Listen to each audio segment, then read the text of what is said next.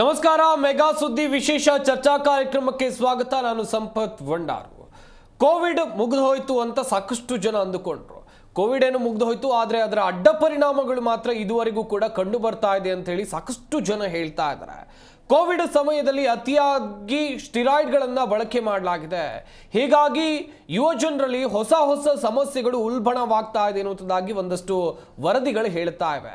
ಇದು ನಿಜಾನಾ? ಸ್ಟಿರಾಯ್ಡ್ ಬಳಕೆಯಿಂದ ಆಗುವಂಥ ಅಡ್ಡ ಪರಿಣಾಮಗಳು ಏನು, ಅಥವಾ ಈ ಸ್ಟಿರಾಯ್ಡ್ ಅಂದ್ರೆ ಏನು, ಯಾವ ಸಂದರ್ಭದಲ್ಲಿ ಇದನ್ನ ಬಳಸ್ತಾರೆ, ಇದೇ ವಿಚಾರದ ಕುರಿತು ನಾವು ನಿಮಗೆ ಮಾಹಿತಿಯನ್ನು ಕೊಡ್ತಾ ಹೋಗ್ತೀವಿ. ಇದೇ ನಮ್ಮ ಚರ್ಚಾ ವಿಷಯ. ಕೋವಿಡ್ ಎಫೆಕ್ಟ್ ಮಾರಕವಾಯ್ತಾ ಸ್ಟಿರಾಯ್ಡ್?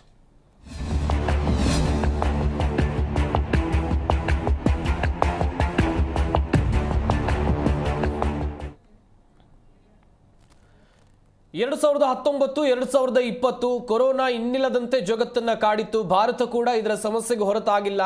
ನಮ್ಮ ಕರ್ನಾಟಕ ಎರಡೆರಡು ಬಾರಿ ಲಾಕ್ಡೌನ್ ಅನ್ನ ಕಂಡಿದ್ದೇವೆ. ಎಷ್ಟೋ ಜನ ನಮ್ಮವರನ್ನ ನಾವು ಕೋವಿಡ್ನಿಂದ ಕಳ್ಕೊಂಡಿದ್ದೇವೆ.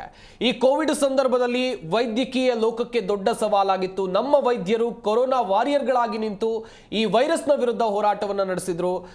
ಹಿಮ್ಮೆಟ್ಟಿಸೋಕೆ, ಈ ವೈರಸ್ ಅನ್ನ ಹಿಮ್ಮೆಟ್ಟಿಸೋಕೆ ದೊಡ್ಡ ಪ್ರಯತ್ನವನ್ನ ಪಟ್ಟಿದ್ದು ನಮ್ಮ ವೈದ್ಯ ಲೋಕ. ಮೆಚ್ಚಲೇಬೇಕು ಆ ವಿಚಾರದಲ್ಲಿ ಅವರನ್ನ. ಹಾಗೇನೆ ಈ ಕೋವಿಡ್ ಬಳಿಕ ಸ್ಟಿರಾಯ್ಡ್ ಬಳಸಿದವರಲ್ಲಿ ಒಂದಷ್ಟು ಅಡ್ಡ ಪರಿಣಾಮಗಳಾಗ್ತಾ ಇವೆ ಅನ್ನೋದಾಗಿ ಚರ್ಚೆಗಳಾಗ್ತಾ ಇವೆ. ಇದೇ ವಿಚಾರದ ಕುರಿತು ನಾವು ನಿಮಗೆ ಮಾಹಿತಿಯನ್ನ ಕೊಡ್ತಾ ಹೋಗ್ತೀವಿ. ಹಾಗೆಯೇ ಕೋವಿಡ್ ಬಳಿಕ ಪ್ರಕರಣಗಳ ಸಂಖ್ಯೆಯಲ್ಲಿ ಅಂತ ಹೇಳಿದ್ರೆ ಈ ಸ್ಟಿರಾಯ್ಡ್ ಬಳಕೆ ಮಾಡಿ ಅಡ್ಡ ಪರಿಣಾಮ ಉಂಟಾಗಿರುವಂಥ ಪ್ರಕರಣಗಳು ಜಾಸ್ತಿ ಅಂತ ಹೇಳಲಾಗ್ತಾ ಇದೆ. ಹಾಗಾದ್ರೆ ಯಾವುದೆಲ್ಲ ಅಡ್ಡ ಪರಿಣಾಮಗಳಿವೆ ಅದನ್ನು ಕೂಡ ಎಳೆಯಾಗಿ ನಾವು ನಿಮಗೆ ಈ ವಿಶೇಷ ಕಾರ್ಯಕ್ರಮದಲ್ಲಿ ಹೇಳ್ತಾ ಹೋಗ್ತೀವಿ.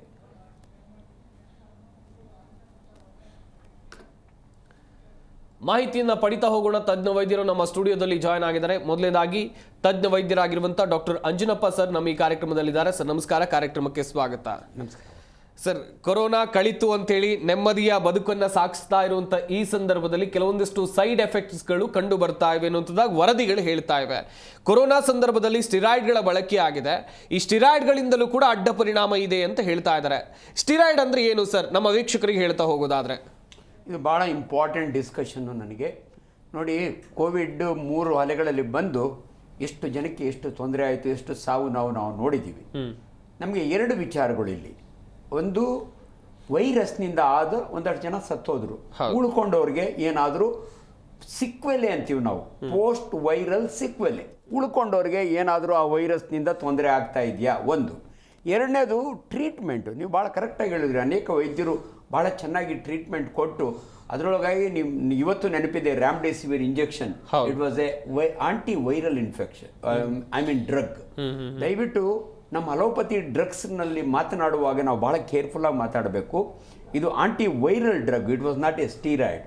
ಬಟ್ ಆದ್ಮೇಲೆ ಸ್ಟೀರಾಯ್ಡ್ನು ಯೂಸ್ ಮಾಡುದು. ಈ ಸ್ಟೀರಾಯ್ಡ್ ಇದೆಯಲ್ಲ, ಇದು ಒಂಥರ ಕಾರ್ಟಿಕೋ ಸ್ಟೀರಾಯ್ಡ್ ಅಂತೀವಿ ನಾವು. ನಮ್ಮಲ್ಲಿ ಒಂದು ಗ್ಲ್ಯಾಂಡ್ ಇದೆ, ಅಡ್ರಿನಲ್ ಗ್ಲ್ಯಾಂಡ್. ಅದರಿಂದ ಉತ್ಪತ್ತಿ ಆಗುವಂತ ಈ ಸ್ಟೀರಾಯ್ಡ್ಸ್ಗಳು ಇದು ಒಂಥರ ರಾಮಬಾಣ ಇದ್ದಂಗೆ. ಈ ಸ್ಟೀರಾಯ್ಡ್ನ ಯಾವಾಗ ಡಾಕ್ಟರ್ಗಳು ಯೂಸ್ ಮಾಡ್ತಾರೆ ಅಂದ್ರೆ ಆಂಟಿ ಪೈರೆಟಿಕ್, ಆಂಟಿ ಇನ್ಫ್ಲಮೇಟರಿ. ಎಷ್ಟೋ ಜನ ಈ ಆಸ್ತಮಾ ಇರುತ್ತಲ್ಲ ಅಂಥವ್ರಿಗೆ ಸ್ಟೀರಾಯ್ಡ್ಸ್ ಯೂಸ್ ಮಾಡ್ತಾರೆ. ಅದಕ್ಕೆ ಭಾಳ ಜನಕ್ಕೆ ನಾವು ಹೇಳ್ತೀವಿ ಇದೊಂದು ರಾಮಬಾಣ ಇದ್ದಂಗೆ, ಹೆಂಗೆ ಗುಣಪಡಿಸುತ್ತೋ ಹಂಗೆ ಅದರ ಸೈಡ್ ಎಫೆಕ್ಟ್ಸ್ ಇರುತ್ತೆ ಅಂತ. ಅಂಡ್ ಭಾಳ ಸಾರಿ ಇದು ಒಬ್ಬ ವೈದ್ಯನಿಗೆ ಗೊತ್ತಿರುತ್ತೆ ಎಷ್ಟು ಸ್ಟೀರಾಯ್ಡ್ ಯೂಸ್ ಮಾಡಬೇಕು, ಸ್ಟೀರಾಯ್ಡ್ ಯೂಸ್ ಮಾಡಿದರೆ ಹೆಂಗೆ ಟೇಪರ್ ಮಾಡಬೇಕು ಅಂತ. ಇವಾಗ ಯಾವುದೋ ಒಂದು ಆಂಟಿಬಯೋಟಿಕ್ 5 ದಿನ ತಗೋತೀವಿ, ಟಕ್ ಅಂತ ನಿಲ್ಲಿಸ್ತೀವಿ. ಸ್ಟೀರಾಯ್ಡ್ಗಳು ಹಂಗಲ್ಲ. ಮೊದಲು 3 ದಿನ 1 ಡೋಸು, ಅದರ ಅರ್ಧ ಡೋಸ್ ಇನ್ನು 3 ದಿನ, ಅದ್ರ 1/4 ಡೋಸ್ ಇನ್ನೊಂದು, ಟೇಪರಿಂಗ್ ಅಂತೀವಿ ನಾವು. ಯಾಕಂದ್ರೆ ಸ್ಟೀರಾಯ್ಡ್ಸ್ನ ಸಡನ್ ಆಗಿ ಸ್ಟಾಪ್ ಮಾಡಬಾರ್ದು. ಇದು ಪ್ರತಿದಿನ. ಅನ್ಫಾರ್ಚುನೇಟ್ಲಿ ಏನಾಗುತ್ತೆ, ಬಹಳ ಜನ ಅಜ್ಜಿಗಳಿಗೆ ಜಾಯಿಂಟ್ ಪೇನ್ಗೆ ಸ್ಟೀರಾಯ್ಡ್ ಕೊಟ್ಟಿರ್ತೀವಿ ನಾವು ಡಾಕ್ಟರ್ಗಳು. ಅವರು ಅದನ್ನೇ ಕಡಿಪಡಿ ಚಿಲ್ದಾಗ ಇಟ್ಕೊಂಡು ಜೀವನ ಪರ್ಯಂತ ಯೂಸ್ ಮಾಡ್ತಿರ್ತಾರೆ. ಅವರೊಂದು 5-6 ವರ್ಷ ಆದ್ಮೇಲೆ ಸಕ್ಕರೆ ಕಾಯಿಲೆ ಶುರುವಾಗಿರುತ್ತೆ. ಇದಕ್ಕೆ ಕಾರಣ ಸ್ಟೀರಾಯ್ಡ್. ಇದನ್ನ ಬಹಳ ಜನ, ಅದಕ್ಕೆ ಡಾಕ್ಟರ್ಗಳು ಹೇಳ್ತಾರೆ ಅದು ನಿಲ್ಸಿರೋರು ನಿಲ್ಸಕ್ಕಾಗಲ್ಲ. ಯಾವ ಮಟ್ಟಕ್ಕೆ ಅವ್ರಿಗೆ ಅದು ಎಫೆಕ್ಟ್ ಕೊಟ್ಟಿರುತ್ತೆ ಅಂದ್ರೆ 2 ದಿನ ನಿಲ್ಸಿರೋ ಸಾಕು, ನನ್ಗೆ ಎದ್ದೊಳಕ್ಕಾಗಲ್ಲ ಡಾಕ್ಟ್ರೆ ಅಂತಾರೆ. ಸೊ ಸ್ಟೀರಾಯ್ಡ್ ಬಗ್ಗೆ ತುಂಬಾ ಜನಗಳಿಗೆ ಇದು ಕಲ್ಪನೆ ಇದೆ. ಇನ್ಫ್ಯಾಕ್ಟ್ ನಾನು MBBS ಹೋದಾಗ ಒಬ್ಬರು ಬಹಳ ಒಳ್ಳೆ ಫಿಸಿಷಿಯನ್ ಇದ್ರು ಬೆಂಗಳೂರಿನೊಳಗೆ, ಅಕ್ಕಿ ತಿಮ್ಮನಹಳ್ಳಿ ಒಳಗೆ, ಡಬಲ್ ರೋಡ್ ಇದೆಯಲ್ಲ ಈಗ, ರಾಮು ಡಾಕ್ಟರ್ ಅಂತ. ನಾವು MBBS ಹೋದಾಗ ಅಂದ್ರೆ ರಾಮು ಅಂದ್ರೆ ಸ್ಟೀರಾಯ್ಡ್ ನಿಕ್ ನೇಮ್ ಅವರಿಗೆ. ಎಷ್ಟು ಸ್ಟೀರಾಯ್ಡ್ಸ್ ಯೂಸ್ ಮಾಡ್ತಾರೆ ಅಂದ್ರೆ ಎಲ್ಲ ಆಸ್ಮಾಟಿಸು ಇದು ಡ್ರಗ್ ಆಫ್ ಚಾಯ್ಸ್ ಅನ್ನೋರು.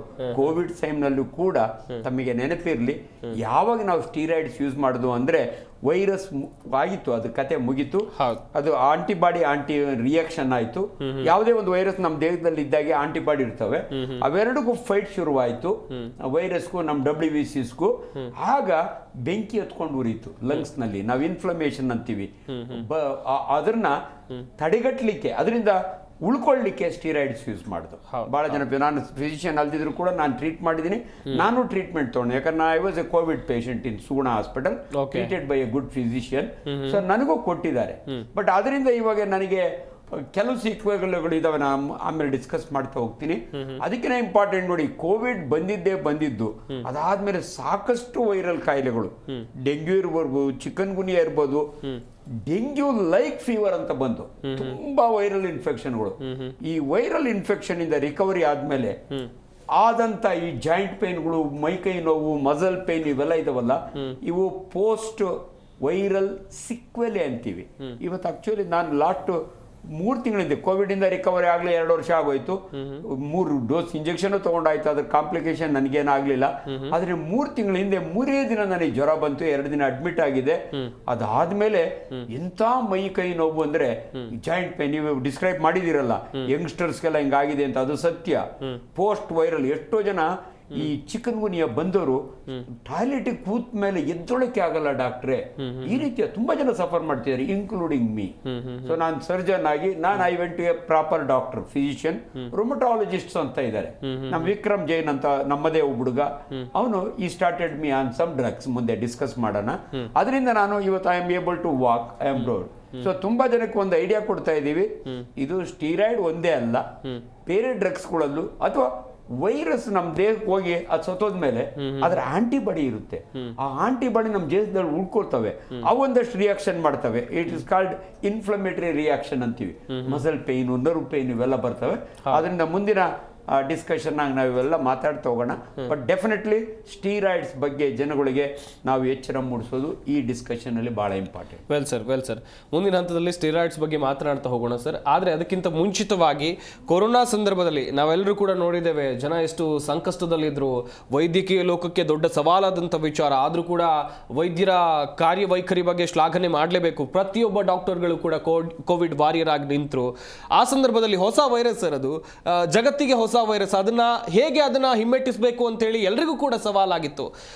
ಈಗ ಆ ವೈರಸ್ ಬಿಟ್ಟು ಹೋದ ನಂತರ ಆಗುವಂಥ ಅಡ್ಡ ಪರಿಣಾಮಗಳೇನು? ಈಗ ಕೊರೋನಾ ವೈರಸ್ ಬಂದ ಓರ್ವ ವ್ಯಕ್ತಿಯಲ್ಲಿ ಈಗ ಆಗ್ತಾ ಇರುವಂಥ ಅಡ್ಡ ಪರಿಣಾಮಗಳು ಏನೇನು ಇರಬಹುದು ಸರ್? ಇದು ಮ್ಯೂಟೇಷನ್ ಆಗ್ತಾ ಹೋಯ್ತು. ಈ ವೈರಸ್ ಆಕ್ಚುಲಿ ಹಳೇದೇನೆ.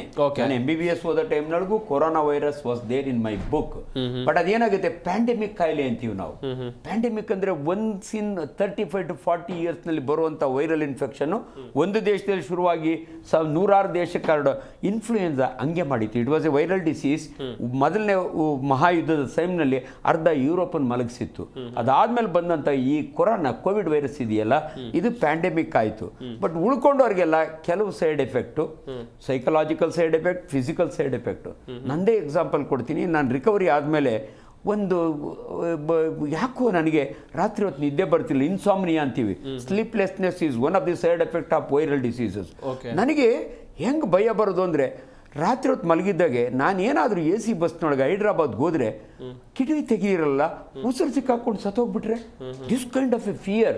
ಒಂದು 3 ದಿನ ನೋಡಿದೆ, 4 ದಿನ ನೋಡಿದೆ, ಕೊನೆಗೆ I was not able to sleep. Doctor Jagadish, psychiatry professor, ನನ್ನ ತೀರಾ close friend, Abhaya hospital phone ಮಾಡಿದೆ. ಜಗದೀಶ್, ಯಾಕೋ ಅಂಜನಪ್ಪ, ನಿಮ್ಮೊಬ್ಬರಿಗೆಲ್ಲ 5% of the recovered Covid people they got this kind of a phobia ಅಂತೀವಿ ನಾವು, ಭಯ. ಲಿಫ್ಟ್ನಾಗ ಹೋದ್ರೆ ಸತ್ತೋಗ್ಬಿಡ್ತೀನೇನೋ, AC ಬಸ್ನಾಗ ಹೋದ್ರೆ ಸತ್ತೋಗ್ಬಿಡ್ತೀನೋ. ನನಗೊಂದು ಟ್ರೀಟ್ಮೆಂಟ್ ಕೊಟ್ಟರು ಅವರು. Really I became all right. ಅದಕ್ಕೆ ಜನಗಳಿಗೊಂದು ಅವೇರ್ನೆಸ್ ಕ್ರಿಯೇಟ್ ಮಾಡಬೇಕು. It's a sequelae, it's a complication of recovered from ಕೋವಿಡ್ನಂತೂ ಉಳ್ಕೊಂಡ್ಬಿಟ್ಟೆ. ಬಟ್ ಇಂಥವು ಆಗಿದ್ದಾವೆ. ಇದು ಸೈಕಲಾಜಿಕಲ್. ಎಷ್ಟೋ ಜನಕ್ಕೆ ಫಿಸಿಕಲ್ಲು ಹಿಂದೆ ಎಲ್ಲ ಬಂತು, ಕ್ಲಾಟ್ಸ್ ಆಗಿರ್ಬೋದಾ? Actually that was not due to vaccine. ತುಂಬ ಜನ ತಪ್ಪು ಅರ್ಥ ಮಾತಾಡಿದ್ರು. ವ್ಯಾಕ್ಸಿನ್ ತೊಗೊಂಡವ್ರಿಗೆ ಬ್ಲಡ್ ಕ್ಲಾಟ್ ಆಗಿ ಹಾರ್ಟ್ ಅಟ್ಯಾಕ್ ಜಾಸ್ತಿ ಇಲ್ಲ. That was a side effect of corona recovery only. Corona ಬಂದು ಹೋಯ್ತಲ್ಲ, ಅದರ ಆಂಟಿಬಾಡೀಸ್ ನಮ್ಮ ದೇಹದಲ್ಲೇ ಇದ್ದು, ಈ ಆಂಟಿಬಾಡೀಸ್ ಜೊತೆಗೆ ನಮ್ಮ WBCs ಯಾವಾಗಲೂ ಫೈಟ್ ಮಾಡ್ತವೆ. ಇವೆರಡರ ಫೈಟ್ನಲ್ಲಿ ಅಲ್ಲಿ ಇಲ್ಲಿ ಕ್ಲಾಟ್ಸ್ ಆಯಿತು. ಅದರೊಳಗೆ ಕರೋನರಿ ವೆಸಲ್ ಅಂದರೆ ನಮ್ಮ ಹೃದಯಕ್ಕೆ 3 ವೆಸಲ್ಸ್ ಇರ್ತವೆ, ನ್ಯೂಟ್ರಿಷನ್ ಕೊಡೋ ಅಂಥ ವೆಸಲ್. ಸೊ ಅದು ಬ್ಲಾಕ್ ಆದಾಗೆ ಹಾರ್ಟ್ ಅಟ್ಯಾಕ್ ಆಯಿತು. ಅದಕ್ಕೆ number of cases of heart attack ಈ ಕೋವಿಡ್ನಿಂದ ರಿಕವರಿ ಆದವರಿಗೆ ಜಾಸ್ತಿ ಆಯಿತು ಅಂತ ಸ್ಟಡೀಸ್ ಬಂತು, ಸ್ಟ್ಯಾಟಿಸ್ಟಿಕ್ಸ್ ಬಂತು.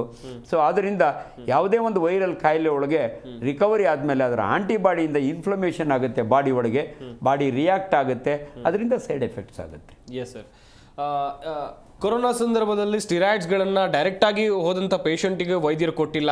ಒಂದು 3-4 ದಿವಸ ನೋಡಿಕೊಂಡು 5-6 ದಿವಸ ನೋಡಿಕೊಂಡು ಅವ್ರಿಗೆ ವಾಸಿ ಆಗದಂಥ ಸಂದರ್ಭದಲ್ಲಿ ಸ್ಟಿರಾಯ್ಡ್ಗಳನ್ನು ಕೊಟ್ಟಿದ್ದಾರೆ ಎನ್ನುವಂಥದ್ದಾಗಿ ವಿಶ್ವ ಆರೋಗ್ಯ ಸಂಸ್ಥೆ ಹೇಳ್ತಾ ಇರುವಂಥದ್ದು. ಅದರ ಮಾರ್ಗಸೂಚಿ ಪ್ರಕಾರನೇ ಕೊಡಬೇಕಿತ್ತು. ಈ ಬಗ್ಗೆ ಹೇಳ್ತಾ ಹೋಗೋದಾದ್ರೆ ಸರ್ ಅನ್ಫಾರ್ಚುನೇಟ್ಲಿ ನೋಡಿ, ರ್ಯಾಮ್ಡಿಸಿವಿರ್ನ ಯಾವಾಗಂದ್ರೆ ಅವೆಲ್ಲ ಕೊಟ್ಬಿಟ್ರು. ಹೌದು. ಇನ್ಕ್ಯುಬೇಷನ್ ಪೀರಿಯಡ್ ಅಂತೀವಿ. ಈ ಕೊರೋನಾ ಜ್ವರ ಬಂದಾಗೆ ಫಸ್ಟ್ 48 ಅವರ್ಸ್ನ ನಾವು ಇನ್ಕ್ಯುಬೇಷನ್, ಈ ವೈರಸ್ ದೇಹದೊಳಗೆ ಎಂಟ್ರಿ ಆಗಿದೆ, ಈ ವೈರಸ್ನ ಕೊಲ್ಲಬೇಕಾದ್ರೆ ನಮ್ಗೆ ಆಂಟಿವೈರಲ್ ಡ್ರಗ್ ಬೇಕಿತ್ತು. ಅವರು ರ್ಯಾಮ್ಡಿಸಿವಿರ್ WHO ರೆಕಮೆಂಡ್ ಮಾಡಿದ್ದು. ಬಟ್ ಅನ್ಫಾರ್ಚುನೇಟ್ಲಿ ಆಮೇಲೆ ಇಟ್ಸ್ ಯೂಸ್ಲೆಸ್ ಡ್ರಗ್ ಅನ್ನೋ ಥರ ಏನೋ ಬಂದ್ಬಿಡ್ತು. ಬಟ್ ಸ್ಟೀರಾಯ್ಡ್ ಬಹಳ ಸ್ಪೆಸಿಫಿಕ್ ಇಂಡಿಕೇಶನ್ ಇರುತ್ತೆ. ಇಂಟೆನ್ಸಿವಿಸ್ಟ್ ಇದಾರಲ್ಲ ಈ ಫಿಸಿಷಿಯನ್, ಅವ್ರಿಗೆ ಒಳ್ಳೆ ನಾಲೆಡ್ಜ್ ಇರುತ್ತೆ. ICU ಒಳಗಿದ್ದ ಒಬ್ಬ ಪೇಷಂಟ್ಗೆ ಇನ್ಫ್ಲಮೇಷನ್, ಲಂಗ್ಸ್ ಎಲ್ಲ ಹಂಗೆ ಬರ್ನ್ ಆಗ್ಬಿಟ್ಟು ಅವಾಗೆ ಸ್ಟೀರಾಯ್ಡ್ ಬೇಕಾಯ್ತು. Steroid is a wonderful anti inflammatory drug ಅಂತೀವಿ ನಾವು. ಸೊ ಇದನ್ನ ಯೂಸ್ ಮಾಡಿದಕ್ಕೆ ಅರ್ಧ ಜನ ಉಳ್ಕೊಂಡ್ರು, ಇಲ್ಲರೆ ಅವ್ರು ಸತ್ತೋಗಿರೋರು. ಸೊ ಏನಂದ್ರೆ ಇಂಡಿಸ್ಕ್ರಿಮಿನೇಟ್ ಯೂಸ್ ಅಂತೀವಲ್ಲ, ಬಹಳ ಸೆನ್ಸಿಬಲ್ ಆಗಿ ಯಾವಾಗ ಸ್ಟೀರಾಯ್ಡ್ ಕೊಡಬೇಕಾಗಿತ್ತು, ಯಾವಾಗ ವಿತ್ಡ್ರಾ ಮಾಡಬೇಕಾಗಿತ್ತು, ಇದನ್ನು ಯಾರು ಸರಿಯಾಗಿ ಫಾಲೋ ಮಾಡಿದ್ರಲ್ಲ ಅದ್ರ ಜೊತೆಗೆ ಅವಾಗ ಬೇರೆ ಬೇರೆ ಟ್ರೀಟ್ಮೆಂಟ್ ಹೇಳ್ಬಿಟ್ರು. ಸೀರಮ್ ತಗೊಳ್ಳಿ, ಇವಾಗ ಯಾರು ರಿಕವರಿ ಆಗಿರ್ತಾರಲ್ಲ ಅವ್ರದ್ದು ಸೀರಮ್ ತಗೊಂಡು ಅದನ್ನು ಕೊಟ್ಟರು. ಅದ್ರದ್ದೇ ಆದ ಕಾಂಪ್ಲಿಕೇಶನ್ ಇತ್ತು. ನಮ್ಗೆ ಏನು WHO ಕನ್ಫ್ಯೂಸ್ ಮಾಡ್ಬಿಡ್ತು ಅಂದ್ರೆ ಆ ಟೈಮ್ನೊಳಗೆ ಕೆಲವೆಲ್ಲ ಇಲ್ದಿದ್ದನ್ನು ಹೇಳ್ತು, ಆಮೇಲೆ ಡಿನೈ ಮಾಡಿಬಿಡ್ತು.